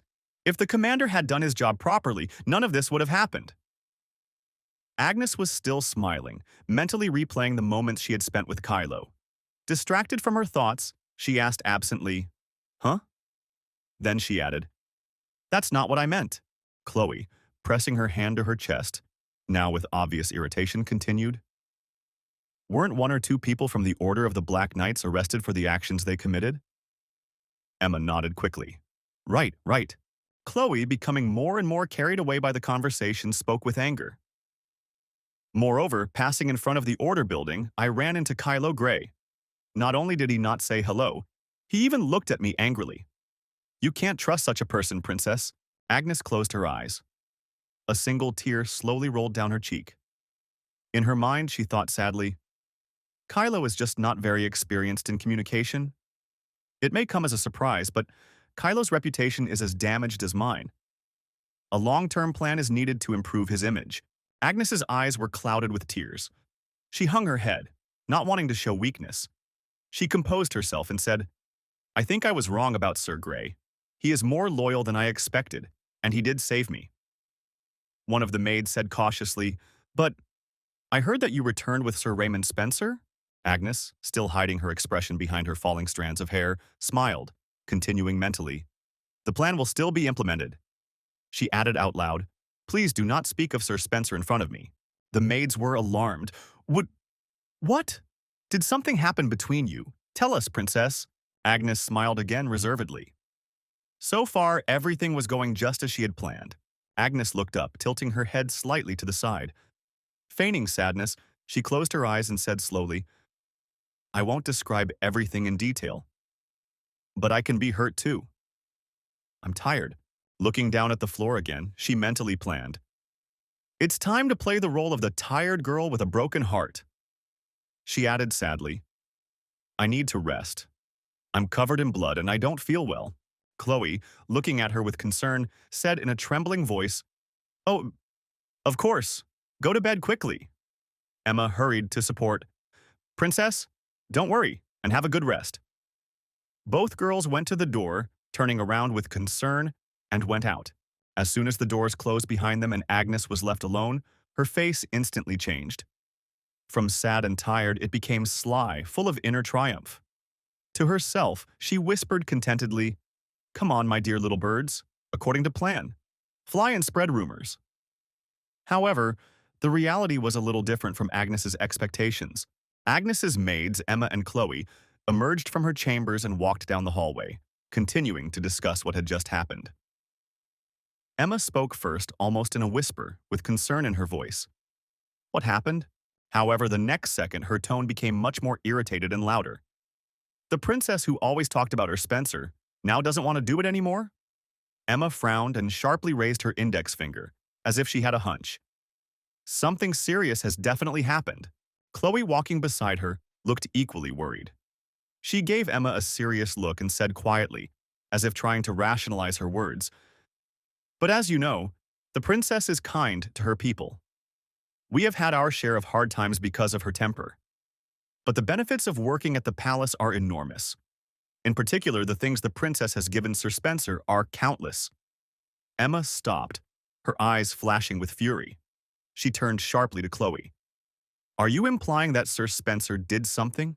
Chloe's eyes showed genuine horror, and she stopped in her tracks as if suddenly overcome by a terrible premonition.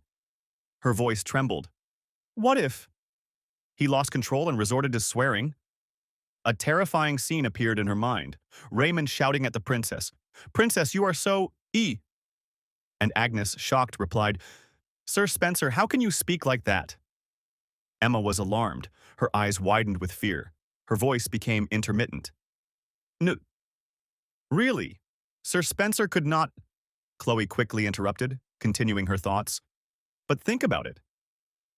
At first they spoke quietly, but now they could be heard from the palace to the garden." With anxiety and growing fear, she continued, "Until now, Sir Spencer has rejected the princess many times. But she has never been depressed to such an extent. If the princess is so hurt, then something more than a simple refusal must have happened." Emma now stopped too. Her eyes reflected shock that surpassed even fear. Then, my God, how could a knight do such a thing? He took everything from her and hurt her. Poor princess. So the rumor that Agnes was counting on was distorted and acquired a completely different sound in the version of the two maids. These distorted rumors, the maids' speculations and negotiations, instantly spread throughout the palace. They were picked up, passed on, embellished, amplified.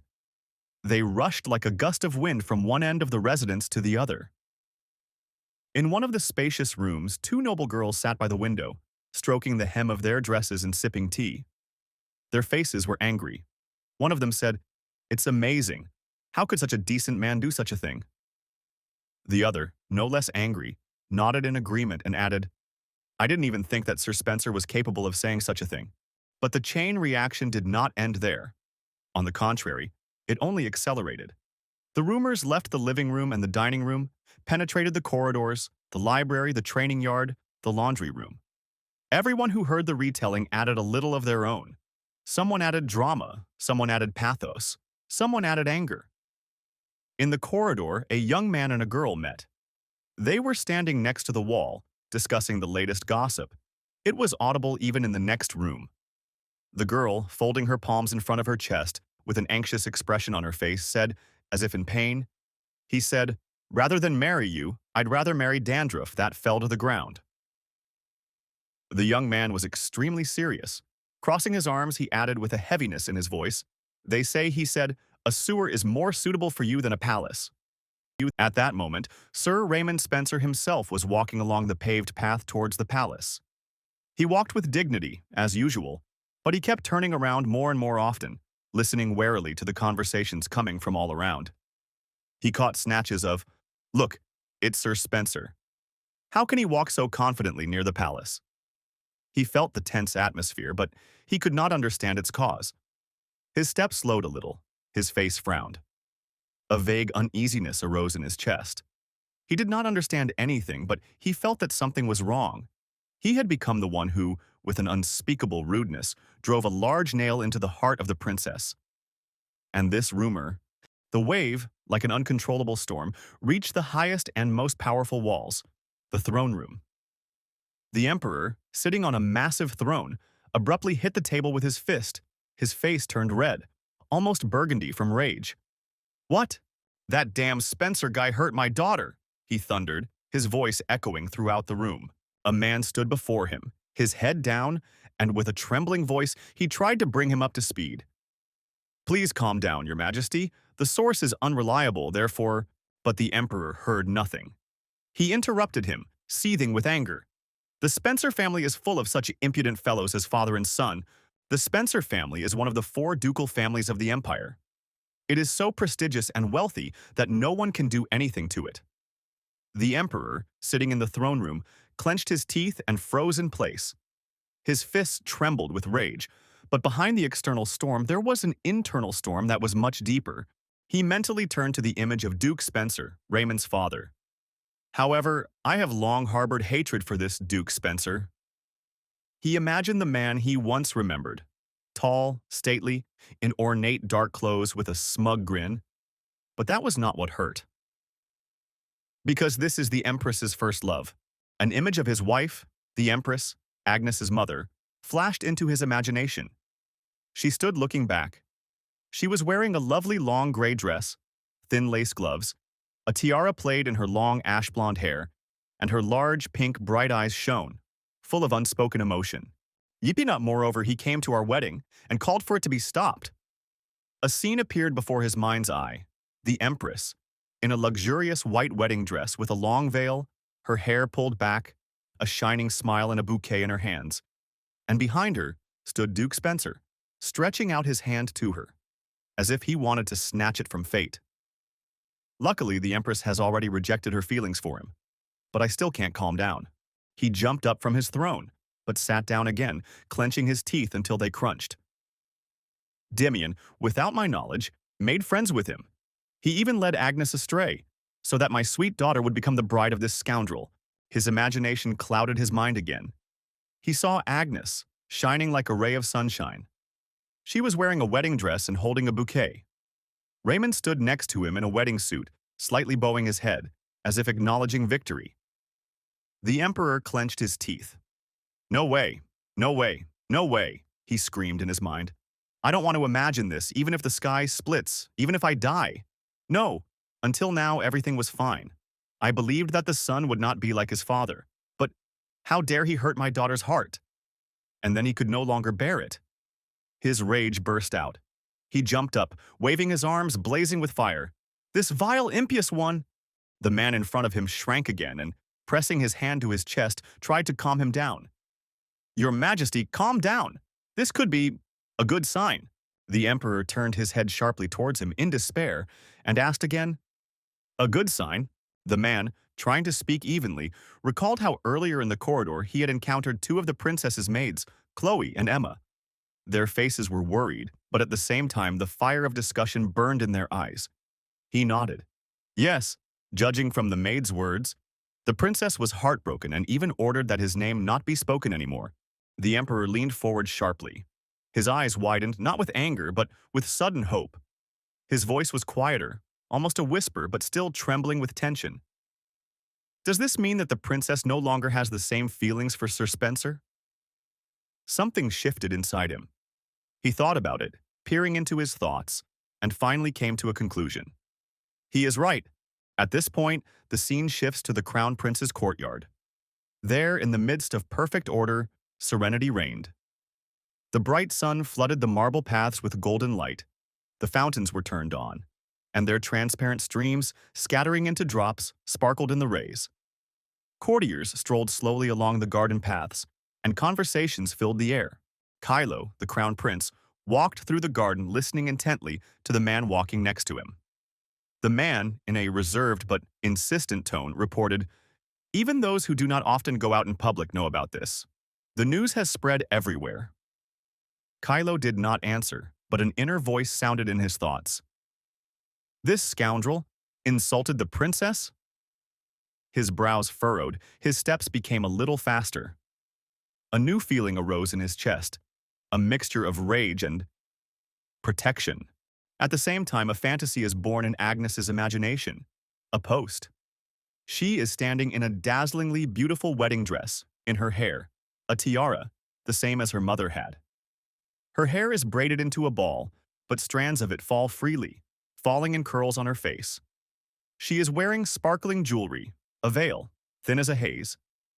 In her hands she holds a wedding bouquet, pink and white roses mixed with green leaves. Next to her stands Kylo, in a black elegant suit, with a straight back and a confident look. And behind, on his knees, in a blue suit and a scarlet cloak, Emperor Alexander is sobbing, throwing back his head and exclaiming in despair, "No!" The bright sun continued to shine on the courtyard, casting long shadows from the trees and columns. In the center of the training area, surrounded by low green bushes, Kylo worked hard. His movements were precise, confident, as if he were fighting an invisible enemy. Beads of sweat ran down his face, glistening in the sun. He paused, breathing heavily, and straightened up, wiping his forehead with his sleeve. He glanced around the yard and suddenly noticed Raymond standing a little way off, talking quietly with two other young men. A hint of irritation flashed in Kylo's eyes. He frowned and said silently, "Raymond Spencer. I never liked him from the start." An image of Raymond floated into his mind, stately, calm, noble. Everything about him spoke of innate superiority. High status, education, knowledge, everything I wanted but never had. He had it from birth. Even when he was above me, he looked at me, who had nothing, who had worked his way up from the bottom. Kylo clenched his fists. As if I were trash, blinded by power. As if someone who had worked his way up from the bottom wasn't even worthy of understanding. Silence enveloped the palace. Kylo walked down the corridor, his footsteps echoing loudly on the marble tiles. He entered his chambers, slowly approached the balcony, and, folding his arms, looked into the distance. The air was fresh, but his head was boiling. That bastard just insulted the princess? Vile and despicable! He imagined the scene. Raymond standing there, frowning, and Agnes sitting on the floor, her knees pressed to her chest in fear, looking at him with bewilderment and fear. The commander of the Order of White Knights, who is obliged to protect the members of the Imperial family, treats one of them not only as a tool, but also as a person beneath himself. Kylo's eyes suddenly widened. He reflexively put his fingers to his lips, as if realizing something. "But why did the one who always pretended to be noble suddenly drop his mask?" he whispered. The scene in Area A flashed before her mind's eye. Agnes is attacked by a wolf cowering against her horse, covering her face with her hands. Raymond is nearby, overcome with rage. He got angry because something irreparable almost happened, and took it out on the princess? Kylo felt like he had been electrocuted, and he grabbed his head, his fingers burying themselves in his hair. Wait a minute. So the princess was crying. Because of me? He pictured Agnes in a black dress, standing alone, her face buried in her sleeve, tears streaming down her sleeve. I thought I would be only too happy if this arrogant person would cry, but knowing that it was my mistake, he squeezed his chest with his hand. There is an unpleasant pressure in my chest. He imagined the enraged emperor. His eyes were burning, his clenched fists were shaking, his voice thundering. I wanted her to gain some sense. How dare you put her in such danger? Kylo choked with fear of the future. I would hate for the emperor to expel me because of this, so I must make a formal apology. But then his heart sank from a new thought. He drooped, lowering his head, and sighed heavily. But there is a problem. I do not know how to communicate with girls. The scene came to life in his memory. He was covered in blood, a frightened girl was behind him, another one was whispering. They say he used to be a mercenary, so he doesn't observe any rules of decency. He catches up with the dark-haired girl, restrained, but rude. Dame Monteros, I didn't finish. Kylo closed his eyes, placing his hand on his forehead. I am a man of low status. Aside from the times when I am wearing the Order's uniform, there is no way I can come to the princess of my own free will. What should I do?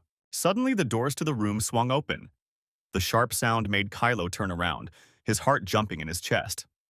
A clear, calm voice came from the hallway. "Come in." Agnes stood at the threshold. She stepped inside confidently, but without straining, letting the doors close behind her. Kylo took a confused step back, as if he couldn't believe what was happening. "Ah, Agnes, that is, Your Highness." There was a note of surprise in his voice, as if he had expected anyone but her. Agnes paused for a moment, raising her eyebrows slightly. "Your Highness? Why didn't he address me as Dame Saint?" flashed through her mind. She looked down at her cloak, and the scene from that morning came back to her mind, flanked by her maids, Chloe and Emma. "What if you catch a cold?" Chloe chides. "And at such a difficult time," Emma adds, pulling a warm cloth over Agnes's shoulders. "They made such a fuss about me wearing this cape. I can't believe he took it seriously, as if I was out of shape just because of a layer of cloth." She smiled faintly, her gaze softening. Kylo is so simple, sweet, but she was wrong. The reason was completely different. Kylo, lowering his head, seriously and sadly put his hand to his chest. "Your Highness," he said quietly, "I offer my sincere apologies for the fact that through my fault you were in danger. I promise that such a thing will not happen again in the future." Agnes froze in place, her face first expressing surprise, and then a quiet sadness appeared in it. She turned away, looking somewhere to the side, thinking to herself, "I didn't come here to listen to this, but since Kylo said it, should I play along?" She raised her chin slightly and said in a restrained voice, "If this happens again, you will be severely punished." A fantasy flashed through her mind. Kylo standing in a white wedding suit with epaulets, sad, tied with a rope, and she, in a luxurious wedding dress, holding the other end of the rope, smiling cheerfully and warmly. For example, sentenced to life imprisonment. "In my arms," she mentally concluded. "Thank you for your mercy," Kylo answered respectfully, bowing his head. Agnes adjusted her cloak on her shoulders, as if returning to the matter at hand. "Speaking of which, Commander, what about the area where the patrol was not completed?" Kylo straightened up, his arms at his sides, his posture as if he were at a parade. Suddenly switched to "Commander, so now we are talking according to the Charter of the Order," he realized. "The person in charge, Sir Victor Craven, completed it," he answered clearly. Agnes smiled tightly. "Then, where will my next mission be?" she asked, but then mentally corrected herself. "Next date. There won't be any missions for a while, so join the training," Kylo said. "Okay," she said, as if disappointed. Kylo thought for a moment, then added, "By the way, I haven't had a chance to introduce you to the other knights." The smile immediately disappeared from Agnes's face. She looked at him in surprise. Black Knights? In the novel, the members of the Order of the Black Knights were barely described. Kylo, not hearing an answer, continued, "I will introduce you. Follow me." "Okay," she answered cheerfully. They walked along the garden path, and Agnes thoughtfully looked at the flowering bushes along the edges of the path. "I wonder what they are like," she thought with slight excitement. They crossed the palace's spacious vestibule, down a long hallway with stained glass windows that reflected soft light onto the mosaic floor. Then Kylo opened a massive door into one of the inner chambers. The room greeted them with luxurious austerity. Black walls decorated with delicate gold patterns. A large chandelier hung in the center, casting a warm glow on the walls. Wide windows with gold frames let in the morning light. Shelves were filled with books and scrolls. In the center stood a large table, covered with papers, folders, and books. Black, heavy, with carved legs. Kylo stopped in front of the table, his voice clear. "Attention! I present to you the newest member of the Order. I am sure you know Her Highness, Princess Agnes Saint." Agnes calmly removed the cape from her shoulders and carefully took it in her hand. Kylo continued, this time in a more formal tone. "From now on, she will work with us as a Knight of the Black Order." Agnes, placing her hand on her chest, said with a soft smile, "I am pleased to meet you. Although this authority was originally granted only to Sir Grey, I allow everyone, when I am in uniform, to address me as a knight." One by one, the members of the Order began to introduce themselves. A tall man with smoky green eyes, wearing a black uniform, raised his hand. "Pleased to meet you. I am the Victor Craven." Then, from a chair by the window, a girl holding a black cat spoke quietly. She was a little embarrassed and hesitated. My name is Ana Monteros. Victor, without wasting time, sat down on a chair at the table, once again burying his face in his work. Anna sat with her gaze downcast, stroking the cat. Agnes looked around with interest. Do you only have 2 people in the order?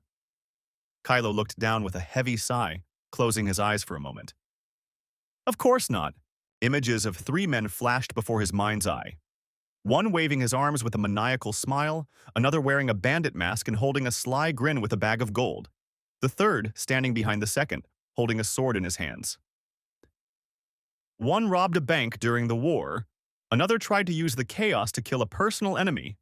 The third wanted to create a magical artifact from the corpse of a demon. Most of them are in prison now, the rest are on missions.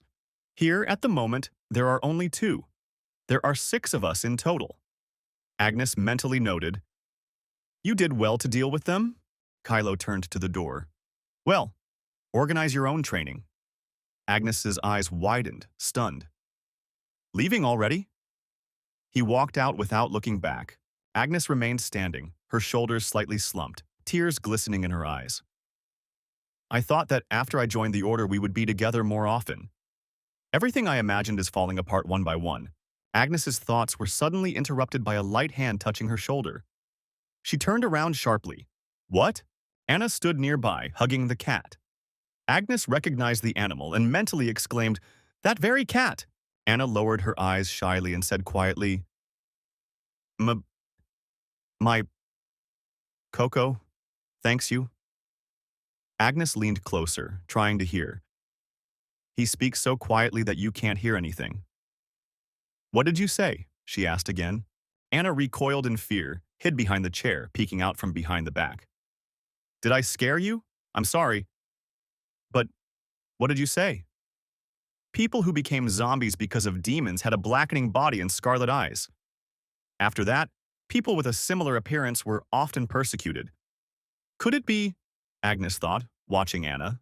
Anna leaned over to her cat and quietly whispered, Coco, say thank you for saving you. The cat pressed herself against Anna's chest, rubbed her muzzle against her shirt, and quietly meowed. Meow! Agnes smiled, thinking, that's why she's so shy? Your cat's name is Coco. It's a beautiful name. I'm so glad my colleague's pet is okay. Anna looked up. Agnes smiled warmly and broadly, and the thought flashed through her mind. I was lucky. I was able to win her over. Suddenly, Victor's voice rang out. Even Sirius, a little rough. It's good that you found her. Agnes smiled again, then her gaze slid into the shadow of the corner. But all this time I have a feeling of anxiety. What is this? Brutal weapon. In the semi-darkness stood something massive and frightening. A black machine gun topped with a jagged spiked element, like part of the body of a dinosaur or a crocodile. Silvery, sharp protrusions glittered in the shadows. Next to it stood a huge sledgehammer with a refined handle braided with brown threads and a heavy silver hammer decorated with intricate patterns. A humorous dossier-style post. Title at top, Black Knight's Gathering, Jock Zip. Cartoon Kylo, serious face, stern profile. Next to him is Victor Craven with the caption, Victor Craven, many flaws. Ana Monteros, shyly clutching her cat. Ana Monteros, timid cat owner. Agnes, smiling, pink flowers around. Agnes Saint, new. Jeremy Lanster, stern cartoon guy. Jeremy Lanster, first appearance in chapter. Red-haired guy, face hidden, happy ya. Unknown. Agnes kept her eyes on the 2 menacing weapons standing in the corner of the room. Trying to maintain a polite smile, Agnes pointed to the sledgehammer and asked, Whose weapon is this? To his surprise, Victor allowed himself to smile for the first time. It was a light, almost fleeting smile, but there was steel in it. Without saying a word, he confidently walked up, grabbed the sledgehammer tightly, and lifted it as if it weighed no more than a book. Mine, he said calmly.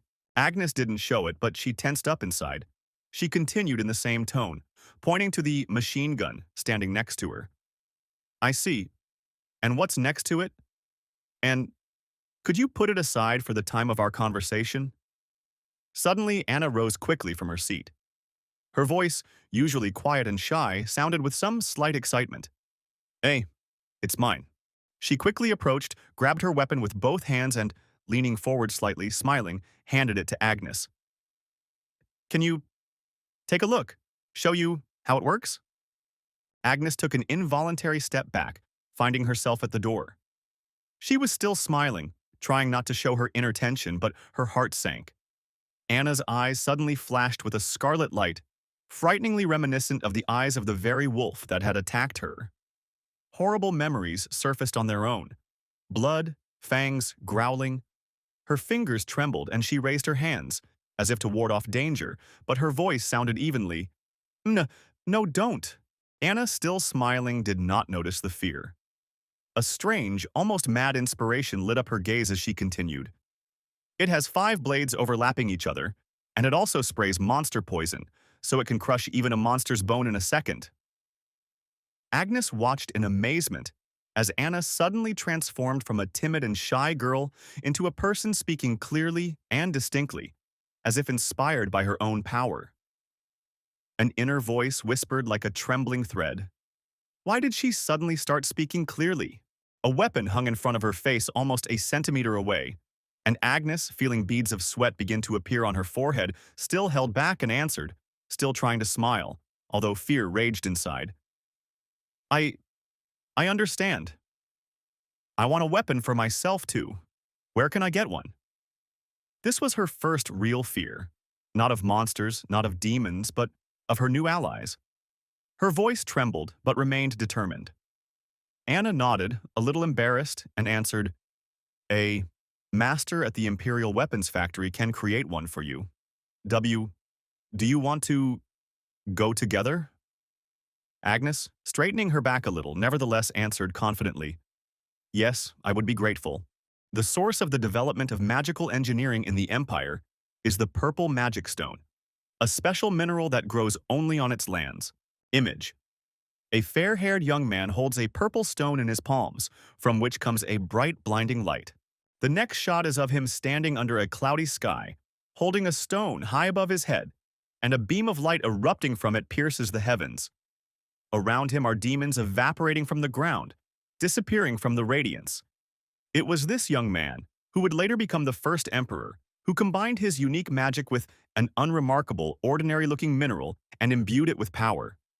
Thus was born the purple magic stone, which became the basis of all magical engineering of the Empire.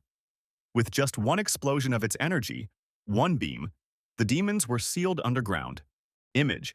A room filled with various devices, tools, weapon fragments, and alchemical tools floating in the air, all created with purple crystals. Thousands of years have passed. Demons have begun to appear on the surface again, and the people of the Empire have begun to create weapons using the same stones. They believe that one day a descendant of the first emperor will be born, capable of using the power of the ancestor and saving the world again. Agnes and Anna arrived at the weapons factory, a huge, echoing building where the air smelled of magic and metal. In the center of the room, in front of a tall cabinet with rows of glowing purple crystals, stood a man in a long, light brown shirt tied with a black belt. When he saw Agnes, he turned pale and straightened up reflexively. His eyes expressed more than just alarm, fear. Princess, he breathed. Why have you come? Agnes, standing in front of him, thought for a moment. Her gaze became absent-minded. An episode surfaced in her memory. A trip to the A district, a security guard she had crossed paths with there. That face was remarkably similar. For some reason, I have déjà vu, she thought, frowning faintly. She clenched her fingers a little, but her voice sounded even. I want to ask you to make a weapon. Can you do it? He nodded, smiling a little confusedly, trying to hide his panic. Oh, of course. Please come in. He pointed to the shelves where stones of different sizes and shapes were neatly laid out and began to explain, still unable to cope with his excitement. To create an effective weapon from a magic stone with the appropriate wavelength, you need to choose one of the stones and take it in your hands. A familiar voice suddenly sounded behind her. Quiet, a little trembling, but more confident than before. When you take the right stone, your palm will warm up. Agnes turned around and looked at Anna in surprise. Yes, a vision flashed through her mind. a man in a robe holding a magic stone like a magic wand and saying, "Choose the wand that suits you best." A method like in the Harry Potter books? The thought flashed. Okay, it's better to keep quiet now, so I'll choose any. She walked over to the shelf and began sorting through the stones. 1, 2, 3. All remained cold. Anna's eyes widened in surprise, and the master gunsmith frowned, as if he were thinking. Then he reached for a small wooden chest and placed it on the table. "Then, princess, try this one." He opened the lid. Inside was a bright purple stone, shining like a piece of sun.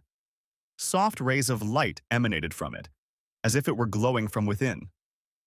"A special magical stone," he said, "used to create weapons for His Majesty's personal guard." Agnes raised her eyebrows in surprise. "For the personal protection of His Majesty, but a weapon created from a magic stone should not cause harm to people. Is that appropriate?" "It used to be like that," the master answered. "But now they have started to create combined weapons that can be used against both monsters and people." Agnes thought, "I see. Is there a possibility that this technology will be copied by other countries?" He smiled calmly and confidently. "Absolutely not. If the weapon is disassembled, it will be completely destroyed due to the binding spell." He looked at Agnes with a new expression, one of respect and slight surprise. "Her Highness Princess Agnes." I thought she was a childish and cruel scoundrel, but he watched her carefully take the stone from the chest, her eyes shining with interest. "Such attention to detail. No need to worry about the weapon being used in other countries," she said. She seemed to care deeply about the Empire. After all, you can't really tell what a person is like until you meet them in person. Agnes carefully touched the stone in the chest, trying not to strain herself, although she could still feel a slight inner turmoil. The stone seemed deceptively calm, but as soon as she pressed a little harder, a sensation of scorching heat suddenly burst from its surface. Agnes immediately jerked her hand away, exclaiming, "Ouch!" The master, who had been watching this with particular attention, smiled. "A very good match in wavelength. You should only feel the heat, but not get burned." Agnes, still slightly stunned, looked down at her palm. To her surprise, the skin was completely clear. No redness, no blister, not even the slightest trace of a burn. "There really isn't a trace of a burn," she thought, pressing her hand to her lips and immersing herself in thought for a moment. Meanwhile, the master continued, without losing his businesslike tone. "In what form would you like the weapon?" Agnes looked up and looked at him thoughtfully. The question was not so simple.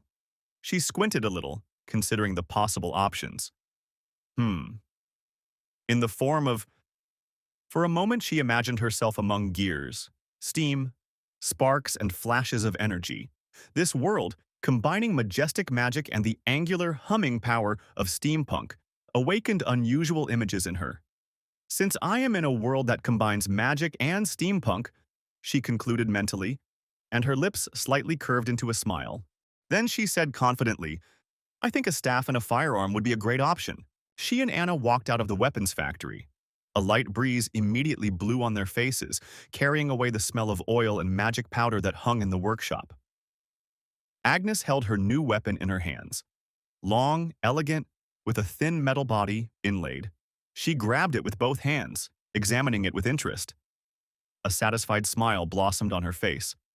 A gun in the shape of a staff. "I was worried whether they would be able to repeat my wishes exactly, but it looks wonderful and light." The weapon was indeed executed with incredible precision. Every detail reflected her idea, from the curved handle with relief engraving to the slightly shining barrel, reminiscent of a magic wand, elongated to the size of a rifle. Anna, looking at Agnes, gave her a rare, sincere smile. "W, it seems you are quickly getting used to it. In a real fight you will show excellent results." Agnes nodded slightly, clutching the weapon to her chest, as if she felt a connection with it, like a living being. "Yes. When the task comes, I will be able to complete it." She was lost in her thoughts again. The truth is, Kylo hadn't shown his face this whole time, let alone given me a mission. Anna and Victor were completely free, but Kylo was very busy. I miss him to death. For a moment, a familiar image appeared in her mind's eye. Kylo, thoughtful and silent, leaning against a cold stone wall with the same serious, sullen look. Something in her chest squeezed painfully, a mixture of longing and tenderness. Anna, still with a light, warm smile on her face, turned to Agnes, looking into her eyes with sincere sympathy. Princess. Internal organs of monsters. There is no time at all. If we could go on a mission together, we could unwind. Her voice sounded soft, but there was a fire in her eyes, and at the same time there was a longing for real business and the opportunity to be useful next to the one she trusted. Victor walked up to them cheerfully, throwing his heavy sledgehammer over his shoulder. His face shone with energy, as always. He added with a smile and a slight challenge in his voice, "This is stressful. Let's go now." But Agnes, looking at both of them, felt something squeeze in her chest. "No, take your words back," flashed through her thoughts. She looked away. "I can't entrust them with the work. I'll just do it myself. In any case, there are no tasks, and people avoid me. I'm free, but I'm so bored."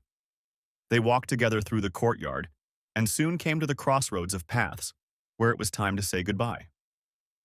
Anna bowed slightly and said, with her usual politeness, Princess, have a good journey." Agnes calmly, "Thank you." She continued walking slowly and, looking up, saw a fountain ahead, surrounded by a neat white gazebo. At its foot, clear water splashed, reflecting the rays of the soft sun. Scarlet roses grew luxuriantly around the gazebo, interspersed with purple flowers. Two guys and two girls stood near the gazebo, animatedly talking about something. Agnes stopped, slightly raising an eyebrow, and narrowed her eyes. This space is exclusively for the Order of the White Knights. There are people there, 4 of them." She leaned forward slightly, hiding behind the trunk of the nearest tree. "I was wondering what I should do, and here it is." She held back a smile, and a sly, almost childish expression appeared on her face. "I'll go eavesdrop. Even if they spot me, what will they do? I'm a princess. Let's see." She peered carefully from behind the tree and immediately recognized the faces. "Oh, I see many familiar faces." There stood Sirius Melville, crazy about girls, Diana Renew, Deputy Commander of the White Knights, Hugo Rodion, a fan of the Saint, and Liliana. However, Agnes's gaze lingered on a girl with delicate features and an expressive appearance. Her black hair was neatly styled, with a lace bow in it that matched her blue dress, and delicate earrings sparkled in her ears. "Isn't that Saint Liliana?" In the novel, she fought with Hazel Devon for the place of the main character. So beautiful, Agnes couldn't take her eyes off her. She peered out cautiously, trying not to make any noise. Liliana said, "Do you mean to say that His Majesty redirected Princess Agnes to support the other 3 orders, besides the White?" Agnes's eyes widened, her pupils dilated. "They've picked an interesting topic to talk about. Are they talking about me?" Liliana, already irritated, turned to Hugo and clenched her fist. "This doesn't make sense. How can His Majesty do this when the White Order and Sir Spencer are trying the hardest?" Hugo grabbed his neck in alarm, visibly nervous. "Discussing His Majesty's decision is an insult to the Emperor." But Liliana looked at him sweetly and asked softly, "Really?" Saint Liliana is a former commoner, Agnes thought sadly, closing her eyes. She must have a hard time understanding the culture of behavior. There is an explanation for that. The conversation continued, and Agnes, shaking herself a little from her reverie, began to listen attentively again. Liliana raised a topic that took Agnes's breath away. "By the way, I heard that Sir Raymond Spencer insulted the princess. Is that true?" Hugo answered without hesitation. "According to the latest rumors, yes. Eh?" Agnes mentally cried out. Only Hugo answered Liliana, and Diana and Sirius's faces expressed disapproval.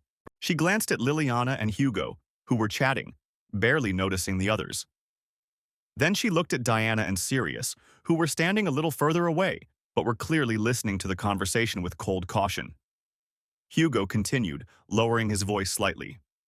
"According to what the maid said, the princess was crying and asking them to leave. Unverified gossip about the Imperial family." Agnes was indignant in her thoughts. Since such a topic is being discussed, I can understand Diana. But why is Sirius, who is fixated on girls, reacting like that to Liliana? Ah, I remember. Sirius is a ladies' man, used to flirting, but commoners are an exception for him. She continued to watch. Sirius looked at Liliana with poorly concealed irritation, and she, not noticing or deliberately ignoring him, adjusted her hair and continued to speak with a slight smile. It's a pity that it happened, but it's amazing. I can't believe that she suffers from being hurt by another person. Diana, who had remained silent until now, finally spoke. Her voice was quiet, but there was sadness in it. I think we should stop talking about the princess. Someone might hear. Liliana turned to her sharply, a shadow of displeasure appearing on her face. What? Dame Renew, why do you react like this every time I start a conversation? Then she lightly pressed her hand to her lips and feigned sadness. Well, yes, I am a commoner of the people. Do you find it unpleasant to be around me because I have not been taught the aristocratic manner of speech? She turned dramatically and covered her face with both hands, pretending to sob. Her shoulders were visibly shaking. Hugo, as if on cue, rushed forward. His reaction was instant and passionate. Deputy Commander, you are overstepping your bounds. Please, apologize to the saint, he shouted with fury in his voice. Agnes could not help but quietly, almost in a whisper, say out loud, with a slight smile. Wow, she looks so timid when she shakes her shoulders. It is a skill worth learning. But then her face became serious again. A strange feeling arose inside. But what is this feeling of strangeness, she thought, watching Hugo nervously try to comfort Liliana. Was the saint always like this? Anxiety began to grow in her thoughts, and then she noticed, through the fingers with which Liliana was supposedly covering her face, a smile was clearly visible. Next to Raymond, she looked like an angel. Her ability to imperceptibly draw all attention to herself is amazing. It's quite attractive. An image suddenly appeared in her mind, like a social media post from another world. The fantasy took on a clear form. In the background were red roses, white lilies, and a glittering golden magic clock. In the foreground was Liliana in a soft blue dress, her hands folded and smiling sweetly. But behind her, in the shadows, stood a second Liliana, in a dark outfit, with a sly, almost insidious smile on her face. Agnes covered her mouth with her hand, stunned, thinking, am I on the verge of choosing my second favorite character? Imaginary post. Raymond is drawn in the background, sadly, with a tear on his cheek. He reaches out to Agnes and exclaims, but I'm the main character. And Kylo is sitting calmly on the chair, and Agnes is drawing glasses on him with a pencil. With fury, she turns towards Raymond and shouts, Shut up, Raymond! Agnes thought, shocked. The saint who seemed like an angel is in fact a treacherous actress. Why didn't the author reveal this earlier? In her imagination, Liliana appears, sadly wiping away tears with her sleeve. A born actress comes out on stage. Liliana sadly, in a deliberately broken voice, Do you all despise me just because I am from a lower class? Sirius, furiously, excitedly, Holy, what are you even talking about? Hugo, hugging Liliana to himself, angrily. Sirius, you raised your voice to a saint? Suddenly a voice is heard from the side. What are you talking about here? Liliana tensed slightly. Agnes mentally recognized the voice. This voice. She looks up and holds her breath, watching. It's Hazel. Hazel Devon, the main character of the novel. Everyone's first love. The embodiment of innocence itself. Diana and Sirius smiled sincerely, as if greeting a close friend. Diana warmly, Hazel, was the mission successful? Hazel, beaming, of course. I was with the commander, after all. Liliana, smiling but with a hint of interest. Where is Sir Raymond Spencer? Hazel, still with the same gentle goodwill. The commander is at home now. We just arrived, I came in alone. Liliana immediately perked up, ready to throw out another piece of gossip. Aha, that's it. Dame Devon, have you heard the rumors? They say Sir Spencer insulted the princess. What did he actually say? Hazel, genuinely surprised. What? Liliana mentally, mockingly. What a terrible actress. Liliana with feigned gentleness. I think it's just rumors. Sir Spencer wouldn't insult anyone. Hazel, still smiling, but with clear sincerity in her voice. You can't be sure. The commander hates girls who bore him, just like he hates demons. She looks closely at Liliana. She, for the first time in the entire conversation, loses control. Her face shows genuine irritation and confusion. Agnes, mentally, rapturously, imagining herself with glasses and a box of popcorn. I'm watching a love triangle from the front row. Hazel, smiling. You must be tired after the journey, Mrs. Liliana. Liliana, sadly, no longer playing. The wind is cold. I'll go. Agnes watches her leave, shocked, not hiding her disappointment. Hugo runs up, worried. Hugo takes her hand. I'll see you out, Saint. Agnes thinks. Hugo Rodian. In the novel, he seemed like a devoted romantic. But now, when I see it with my own eyes, he's no different from a typical otaku like me.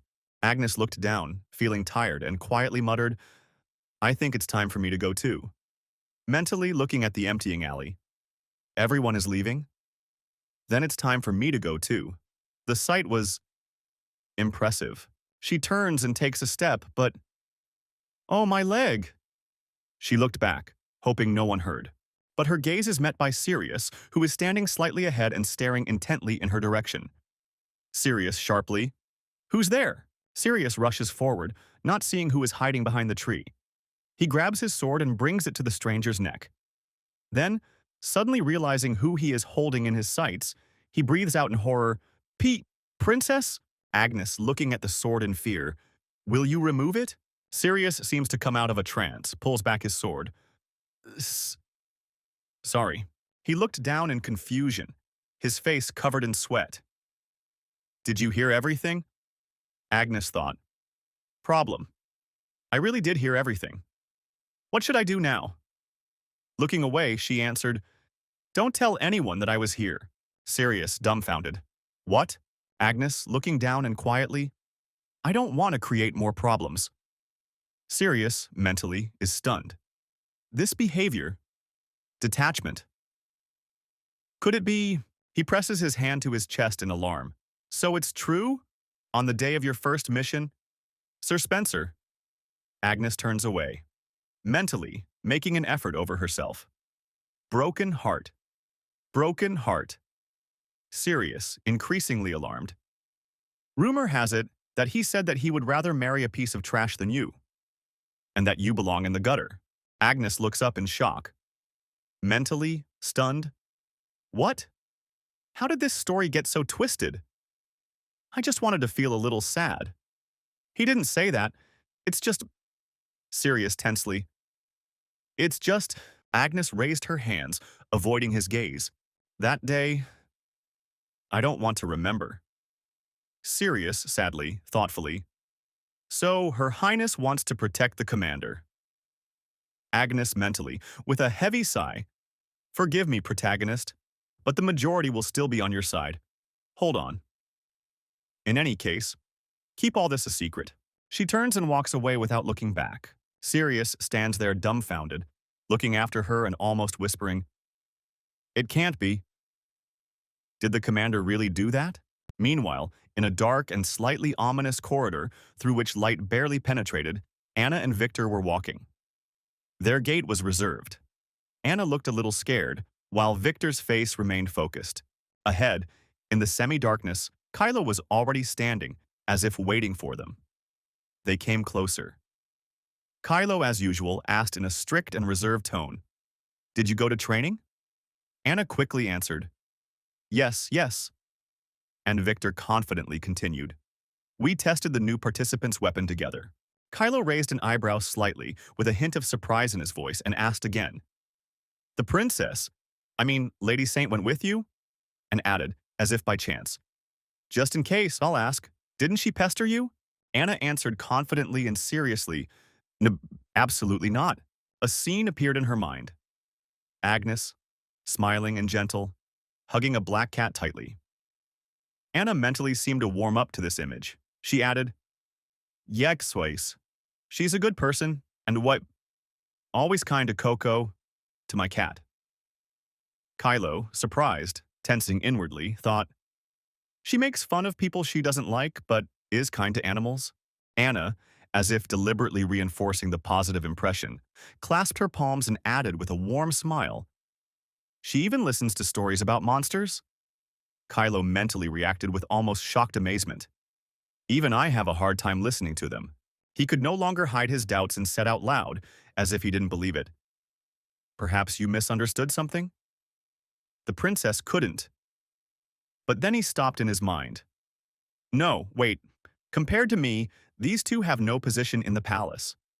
They don't care about anything except themselves. Perhaps they are the only ones who can look at what's happening in the palace without bias. Besides, the princess I've been watching for several days, and before his inner eye arose the image of Agnes, in a light golden dress, with jewelry to match, holding white roses in her hands. And for some reason this vision ruined his mood.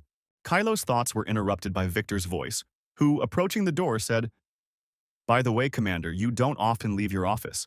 Why did you decide to do so now?" But Kylo's mind was elsewhere, and a plan was already forming in his eyes.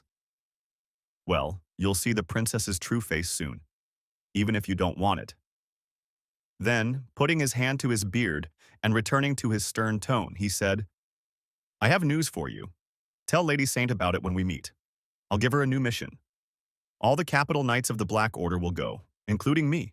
Agnes, meanwhile, hurried, almost running down the long golden corridor. Her heart was beating faster than usual, and her thoughts were confused, sometimes from excitement, sometimes from a premonition of something important. Her steps resounded loudly, echoing off the glittering walls, as if the palace itself was listening to her impulse. She was hurrying, and she didn't know why exactly, but she felt that something was changing. A rebus post. A table is visible against a wall or board. The title is in large letters, AKAGYNELOS. Under them are columns of numbers from top to bottom, in descending order of quantity. The lower, the fewer the numbers, and at the very bottom is a percent sign. Next to it stands a cartoon Agnes in her usual form, but depicted in a stylized form. Full of enthusiasm, she clenched her fists and exclaimed, "I'll try again. I'll repeat it even to infinity until I get percent." The Knight of the White Order, Sirius Melville, stands in one of the palace corridors. His back is leaning against a curved golden arch, softly illuminated by the daylight. His head is slightly bowed, his hand on his chin, his expression serious and thoughtful. Memories, worries, and misunderstandings swirl within him. Too much has changed in Agnes's behavior lately. He plunges into memories of his childhood. Then he often visited the palace. He was a page to His Highness. Before his mental gaze appears a little boy, himself, in a white shirt and green waistcoat, standing alone in a spacious room. The room is filled with cozy colors, white tables, red sofas, flowers in ceramic pots in the corners. He stands dejectedly to the side, while a little further away, little Agnes is talking to someone. He remembers how Princess Agnes seemed unusual to him even then.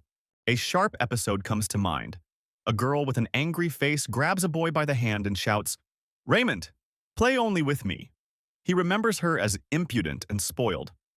When events did not develop according to her will, Agnes easily fell into anger. Before his eyes, the scene.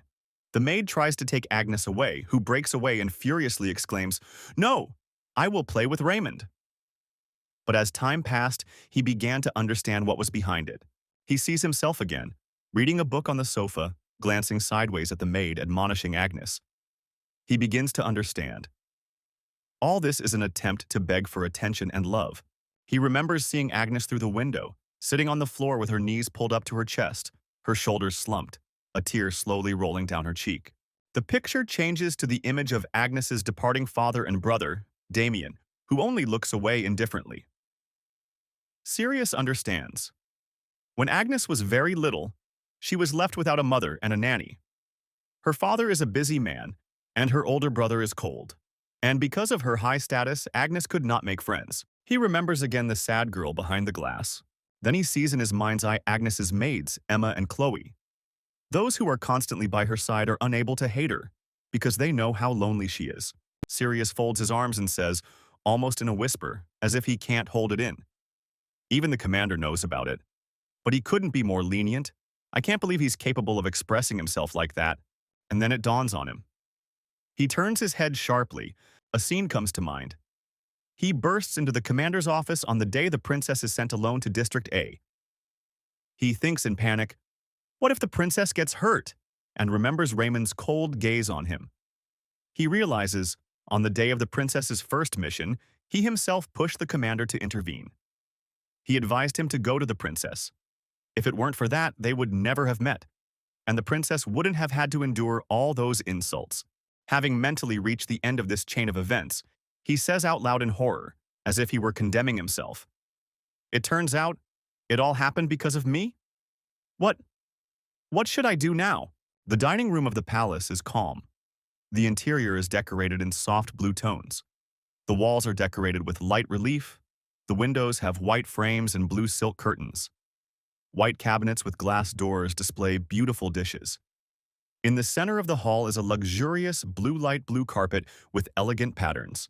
On it is a long white table, surrounded by elegant chairs that look like a throne, with blue velvet, white backs, and legs. Two people are sitting at the table, Emperor Alexander and his daughter Agnes.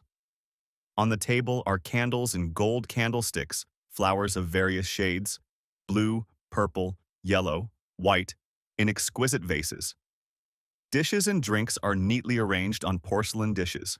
The emperor froze, looking at Agnes and mentally admitted with pain, "My Agnes? I haven't seen her for a long time." It seems she has lost weight. Agnes, meanwhile, carefully cuts meat with a knife, but does not look at the plate. Her gaze is fixed on one point, as if into infinity. The emperor continues to ponder, is all this worth it? He imagines his daughter in her training uniform, beige trousers, black shirt, weapon in hand. She looks ahead with maximum concentration and attention. He mentally admits, as I am informed, Agnes faithfully attends the training of the Order of the Black Knights every day without fail. Was it the best decision to entrust Agnes to Kylo Grey? When did my little squirrel become so serious? Reader comment, she's not a little squirrel, she's a demonic squirrel, sir. Agnes notices her father's gaze and guesses what he's thinking. She sighs to herself. It seems the Emperor is having second thoughts. But I look like this for another reason. Namely, then she carefully gets up from the table, holding herself with dignity. I'll go, father. And with a slight, almost beaming smile, she adds, I need to get up early tomorrow to prepare for the mission. Inside her, there is joyful jubilation. She imagines the piece of paper with the seal and thinks in delight, exactly, finally, the mission I've been waiting for. Kylo's handkerchief appears in her mind, the one he gave her in the area on the mission to wipe her face. She remembers how carefully she kept it. It's time to say goodbye to the days when all I could do was sniff Kylo's handkerchiefs. The lack of Kylo in the blood. Agnes runs out of the palace, elated with joy. She runs along the paved path of the garden with a light cape fluttering behind her and thinks happily, I'm going on a trip with my beloved for 4 whole days and 3 nights. I'm so excited that I haven't slept for several days, but I'm not tired at all, she proudly remembers.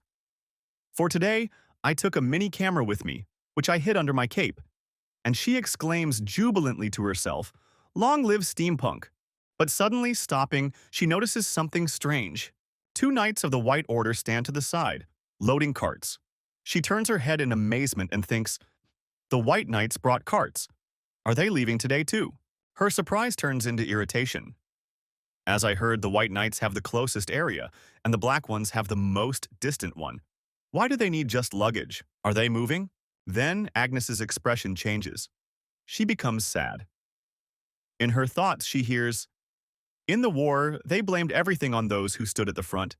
Now they make you go to the farthest. That's how they distributed everyone. She draws a bitter conclusion. Obviously, the leader of all 4 orders should be the commander of the White Knights, Raymond Spencer. If you think about it, it's a pity that the rumor did not spread more widely. Agnes walks briskly along the garden path, still in anticipation of the upcoming journey. Around her are green trees, neatly trimmed bushes, alleys with white lanterns, and the whole garden seems to freeze in anticipation. She looks around, observing what is happening. Carts with supplies, knights in full dress, horses lined up along the alleys. The air is filled with the scent of blooming lilacs.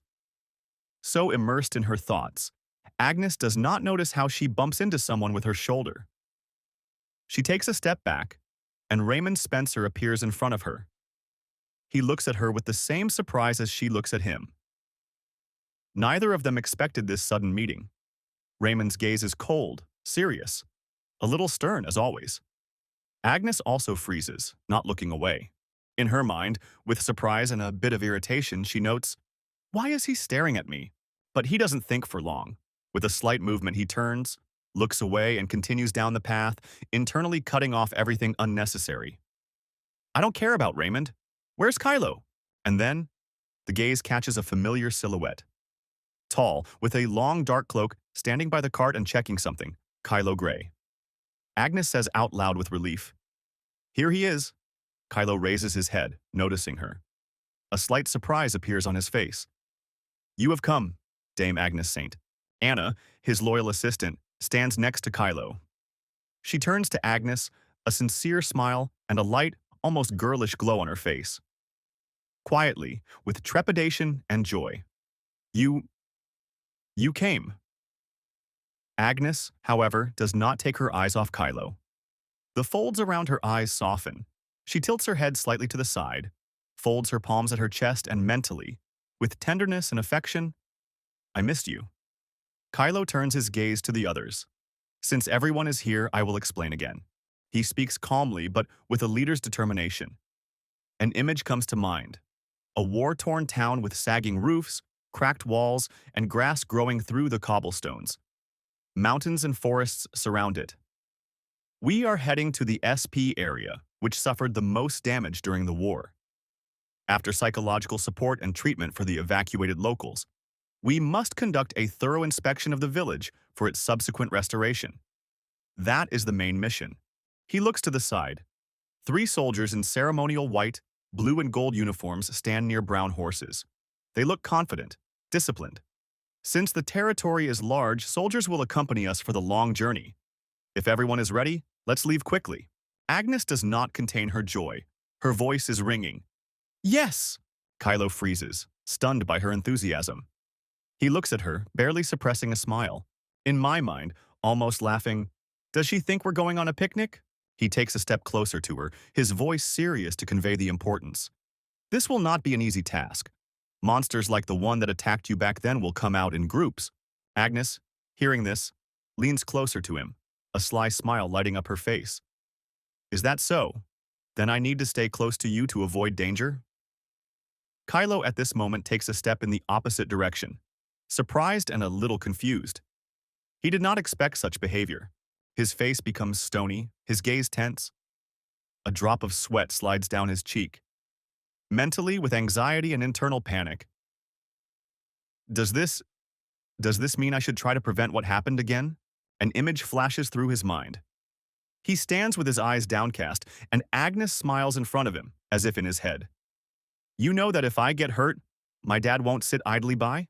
In reality, he stands silently with a sad look, looking at the ground.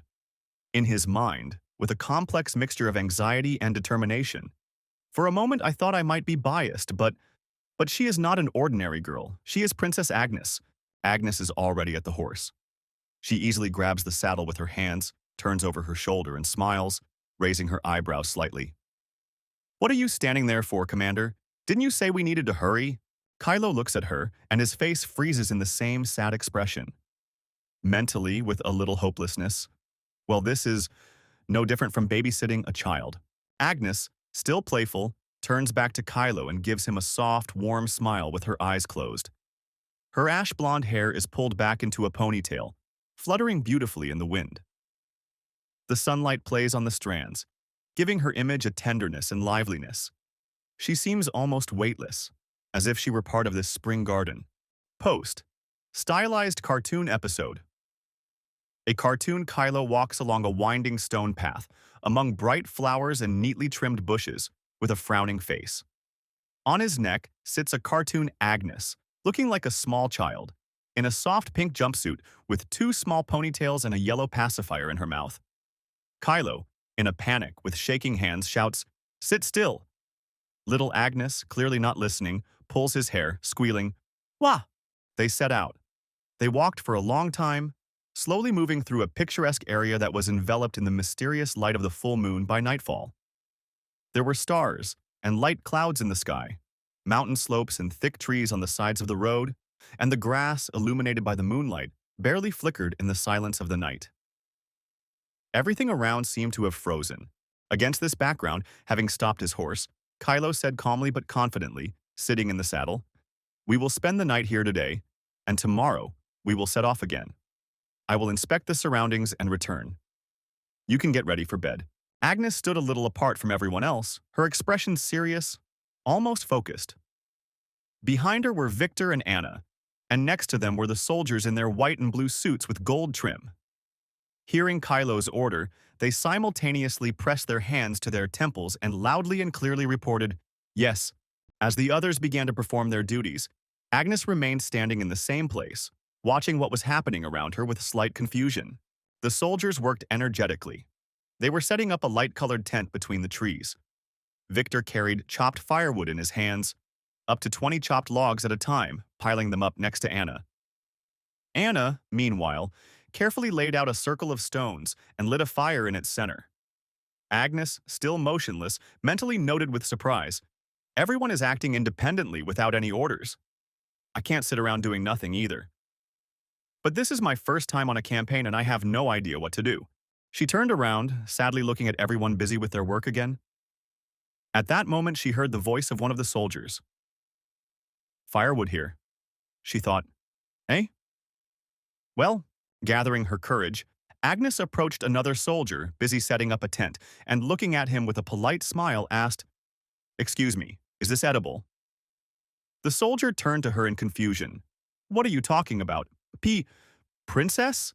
Agnes folded her arms with a beaming smile and said cheerfully, "Great, since this is my first ever hike, I'll do the cooking."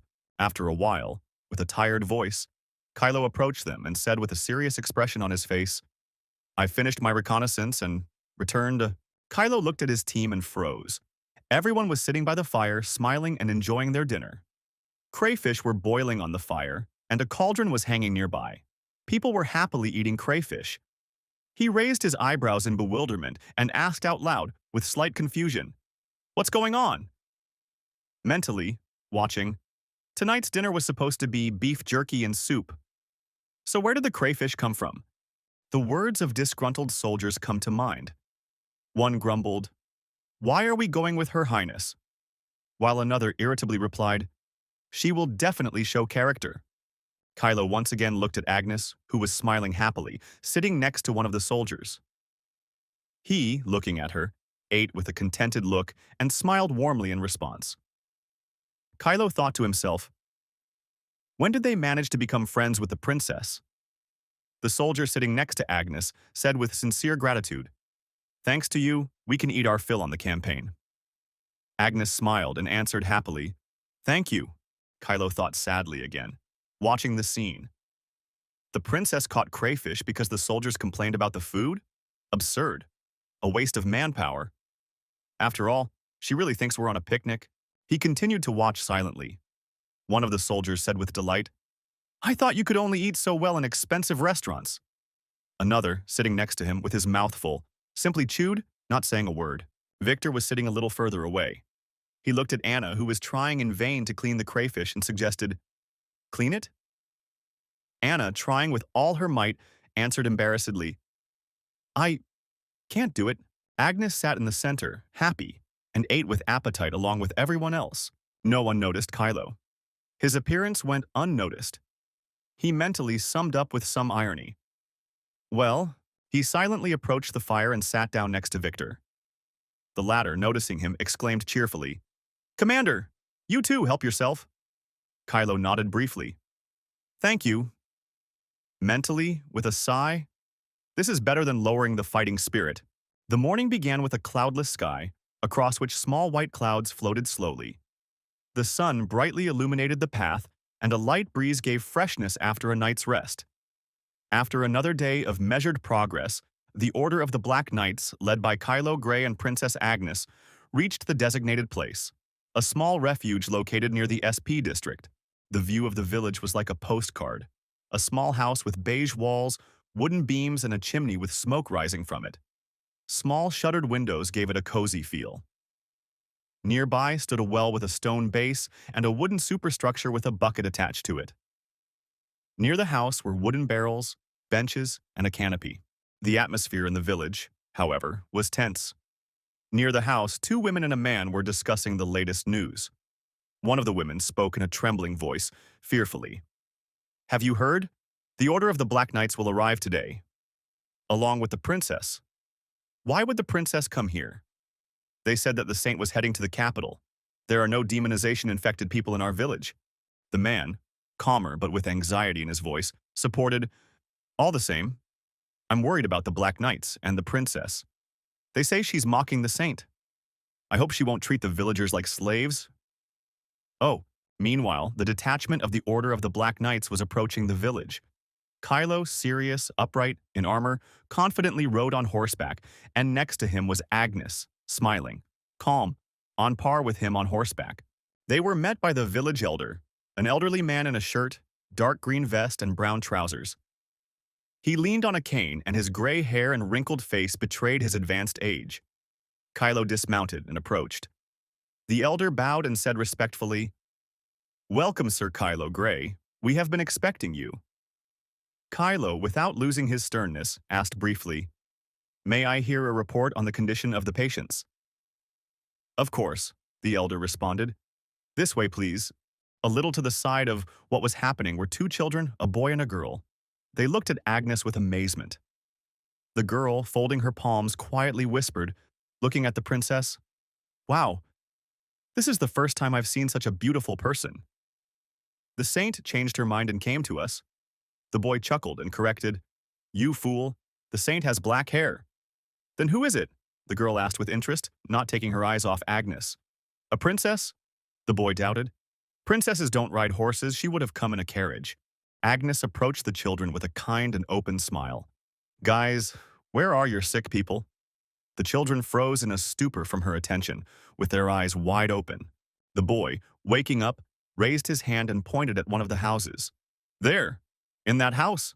Agnes looked in the direction indicated, then looked back at the children, leaned closer and said with the same sincere smile, "Yes, thank you." Moving away from them, she was lost in thought for a moment. A scene formed in her mind.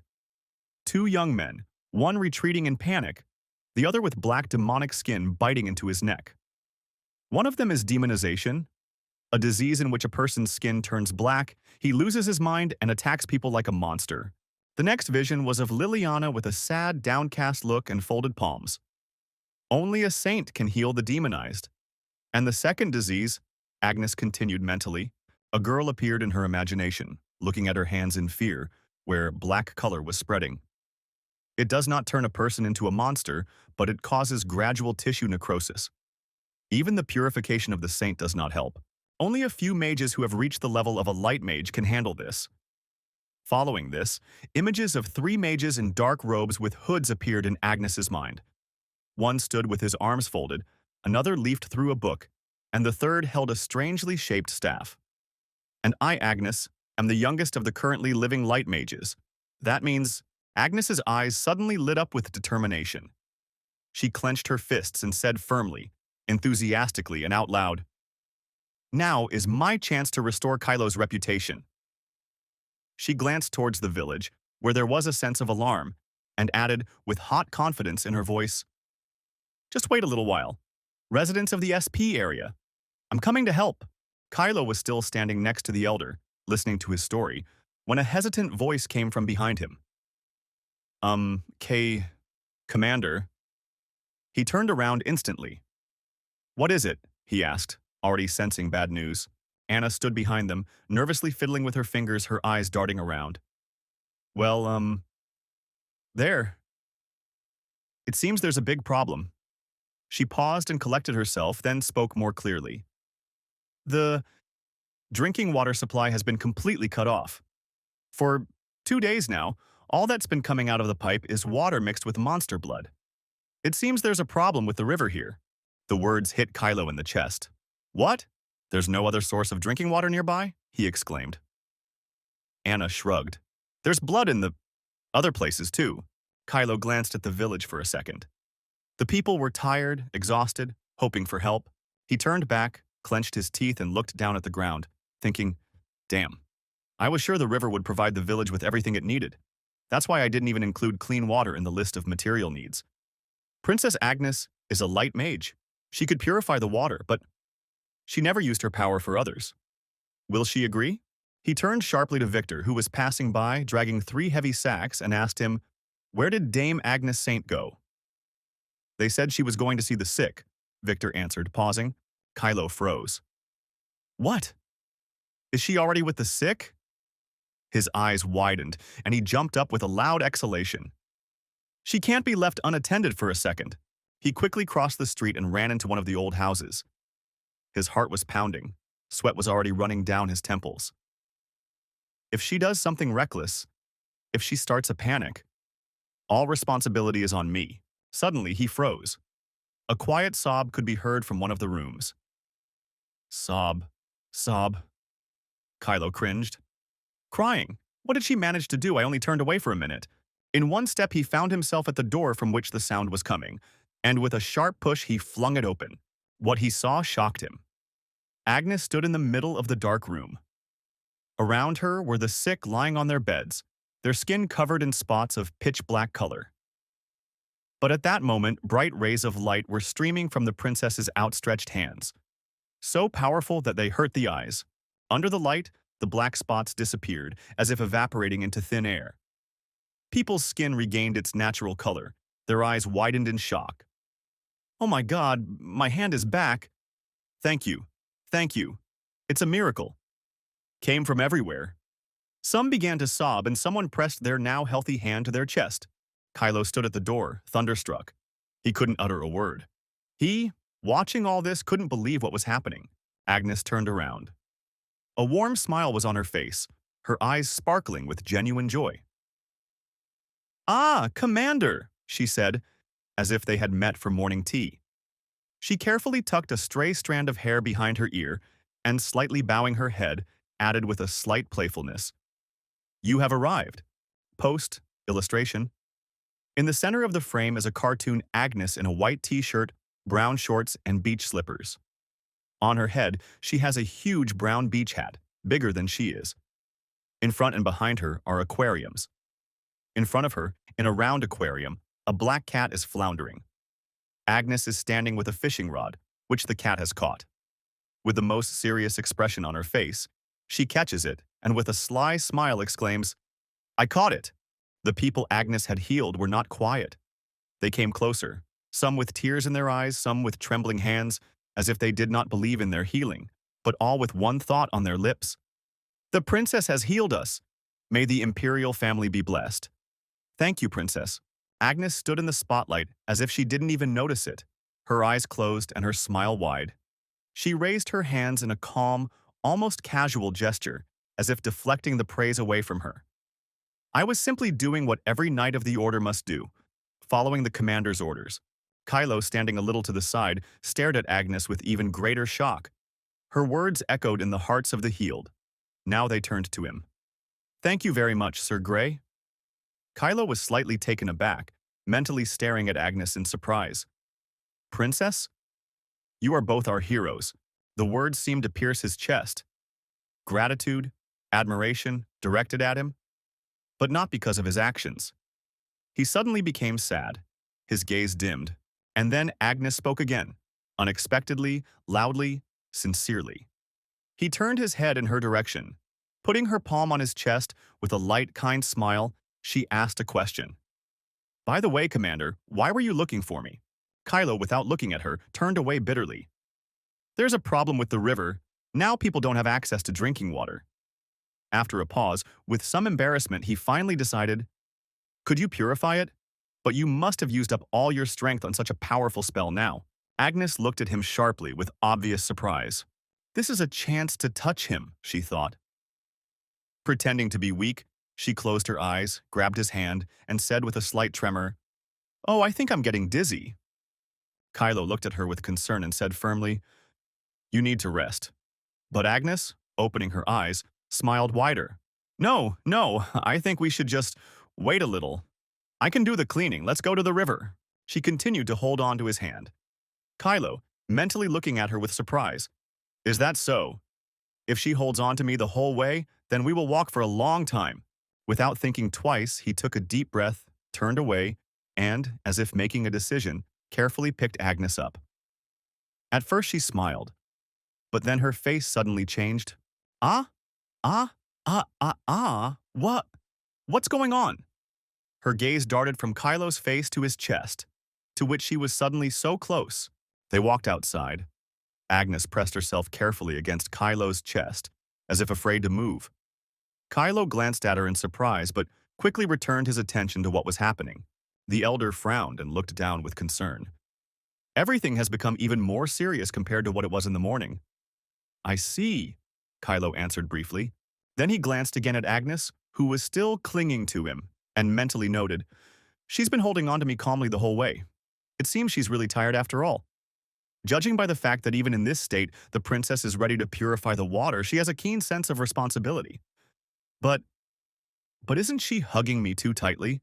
Agnes turned her head slightly and laid it on Kylo's shoulder. Not seeing anyone, she dreamed, closing her eyes and smiling. I want to freeze like this forever. Kylo asked, Dame Saint, can you purify the water? Agnes opened her eyes, tore herself away from her dreams, and looked down. The water was absolutely crimson, so thick that it could hardly be called water. In a serious voice, she answered, I think it will be difficult to purify such a volume at once. First, I will deal only with the water that is needed right now, and then, when I have rested, I will eliminate the source of pollution upstream. Could you please fill the barrels with water? Yes, Kylo answered shortly and immediately turned around, giving orders. Kylo carefully lowered Agnes to the ground and immediately called the soldiers. They began to work in unison, collecting this water and dragging heavy barrels to the place where the princess stood. By the end, the soldiers were almost falling from exhaustion, helping each other. One of the soldiers, breathing heavily, put the last barrel on the ground and turned to Agnes. We've done everything, Your Highness. Agnes approached the barrels, examined them carefully, and extended her hand. At that moment, the sky around her lit up. Golden magic hours began to spin in the air. The wind rose sharply, catching her hair and dress. The light streaming from her palm enveloped the water. And in an instant, it became crystal clear. Wow! One of the soldiers exhaled in shock. Kylo pointed his finger with restraint but firmness. Take the barrels and distribute the water among the people. Agnes looked at her hands in amazement, mentally not believing what was happening. She recalled the novella as if she did not remember such a moment. To be honest, I was not confident in my powers, but still I cleared everything in one go. Agnes, you had such power? Then Kylo came up to Agnes and asked, How are you feeling? You've gone pale. Are you feeling dizzy again? But this time, Agnes wasn't pretending. She closed her eyes, breathing heavily. It's a little heavy. I think we'll have to go back the same way we came here. In her mind, she kept talking about Kylo and dreaming. I'll be able to legitimately hug Kylo. Is it normal that I'm so dizzy? But before she could finish, she suddenly opened her eyes. Everything around her was blurry. She blinked, peering into the unclear contours. Huh?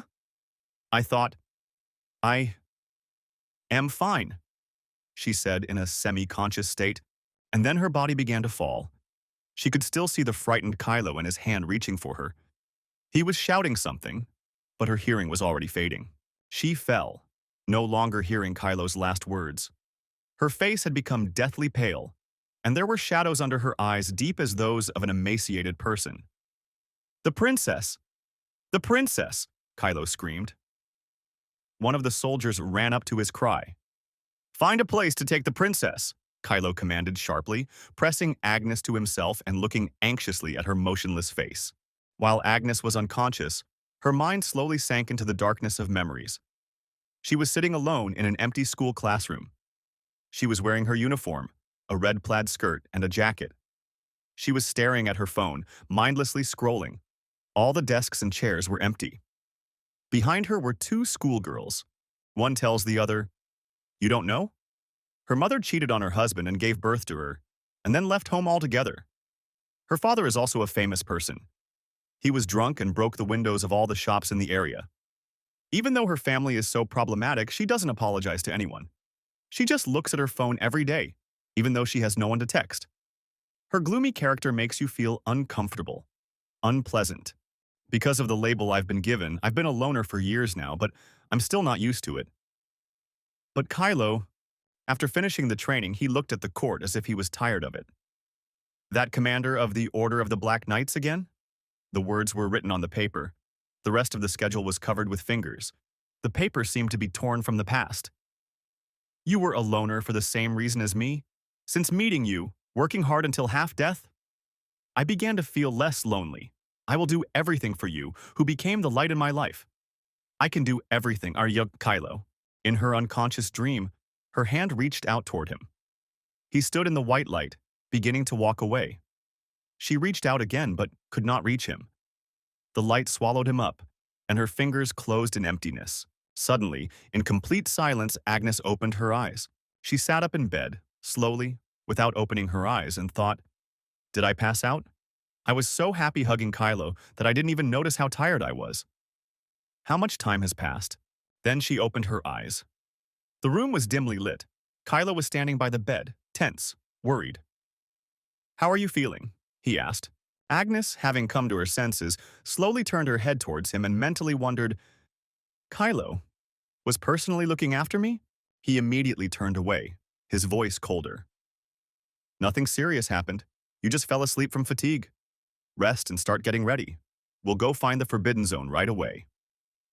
Agnes lowered her gaze, watching him go when he turned away. She didn't see his face.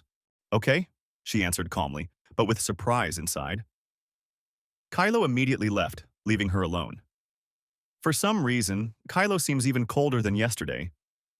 Is he in a bad mood? Agnes laid her head on the pillow, looking at the ceiling. In any case, it was nice to see Kylo's face right after waking up.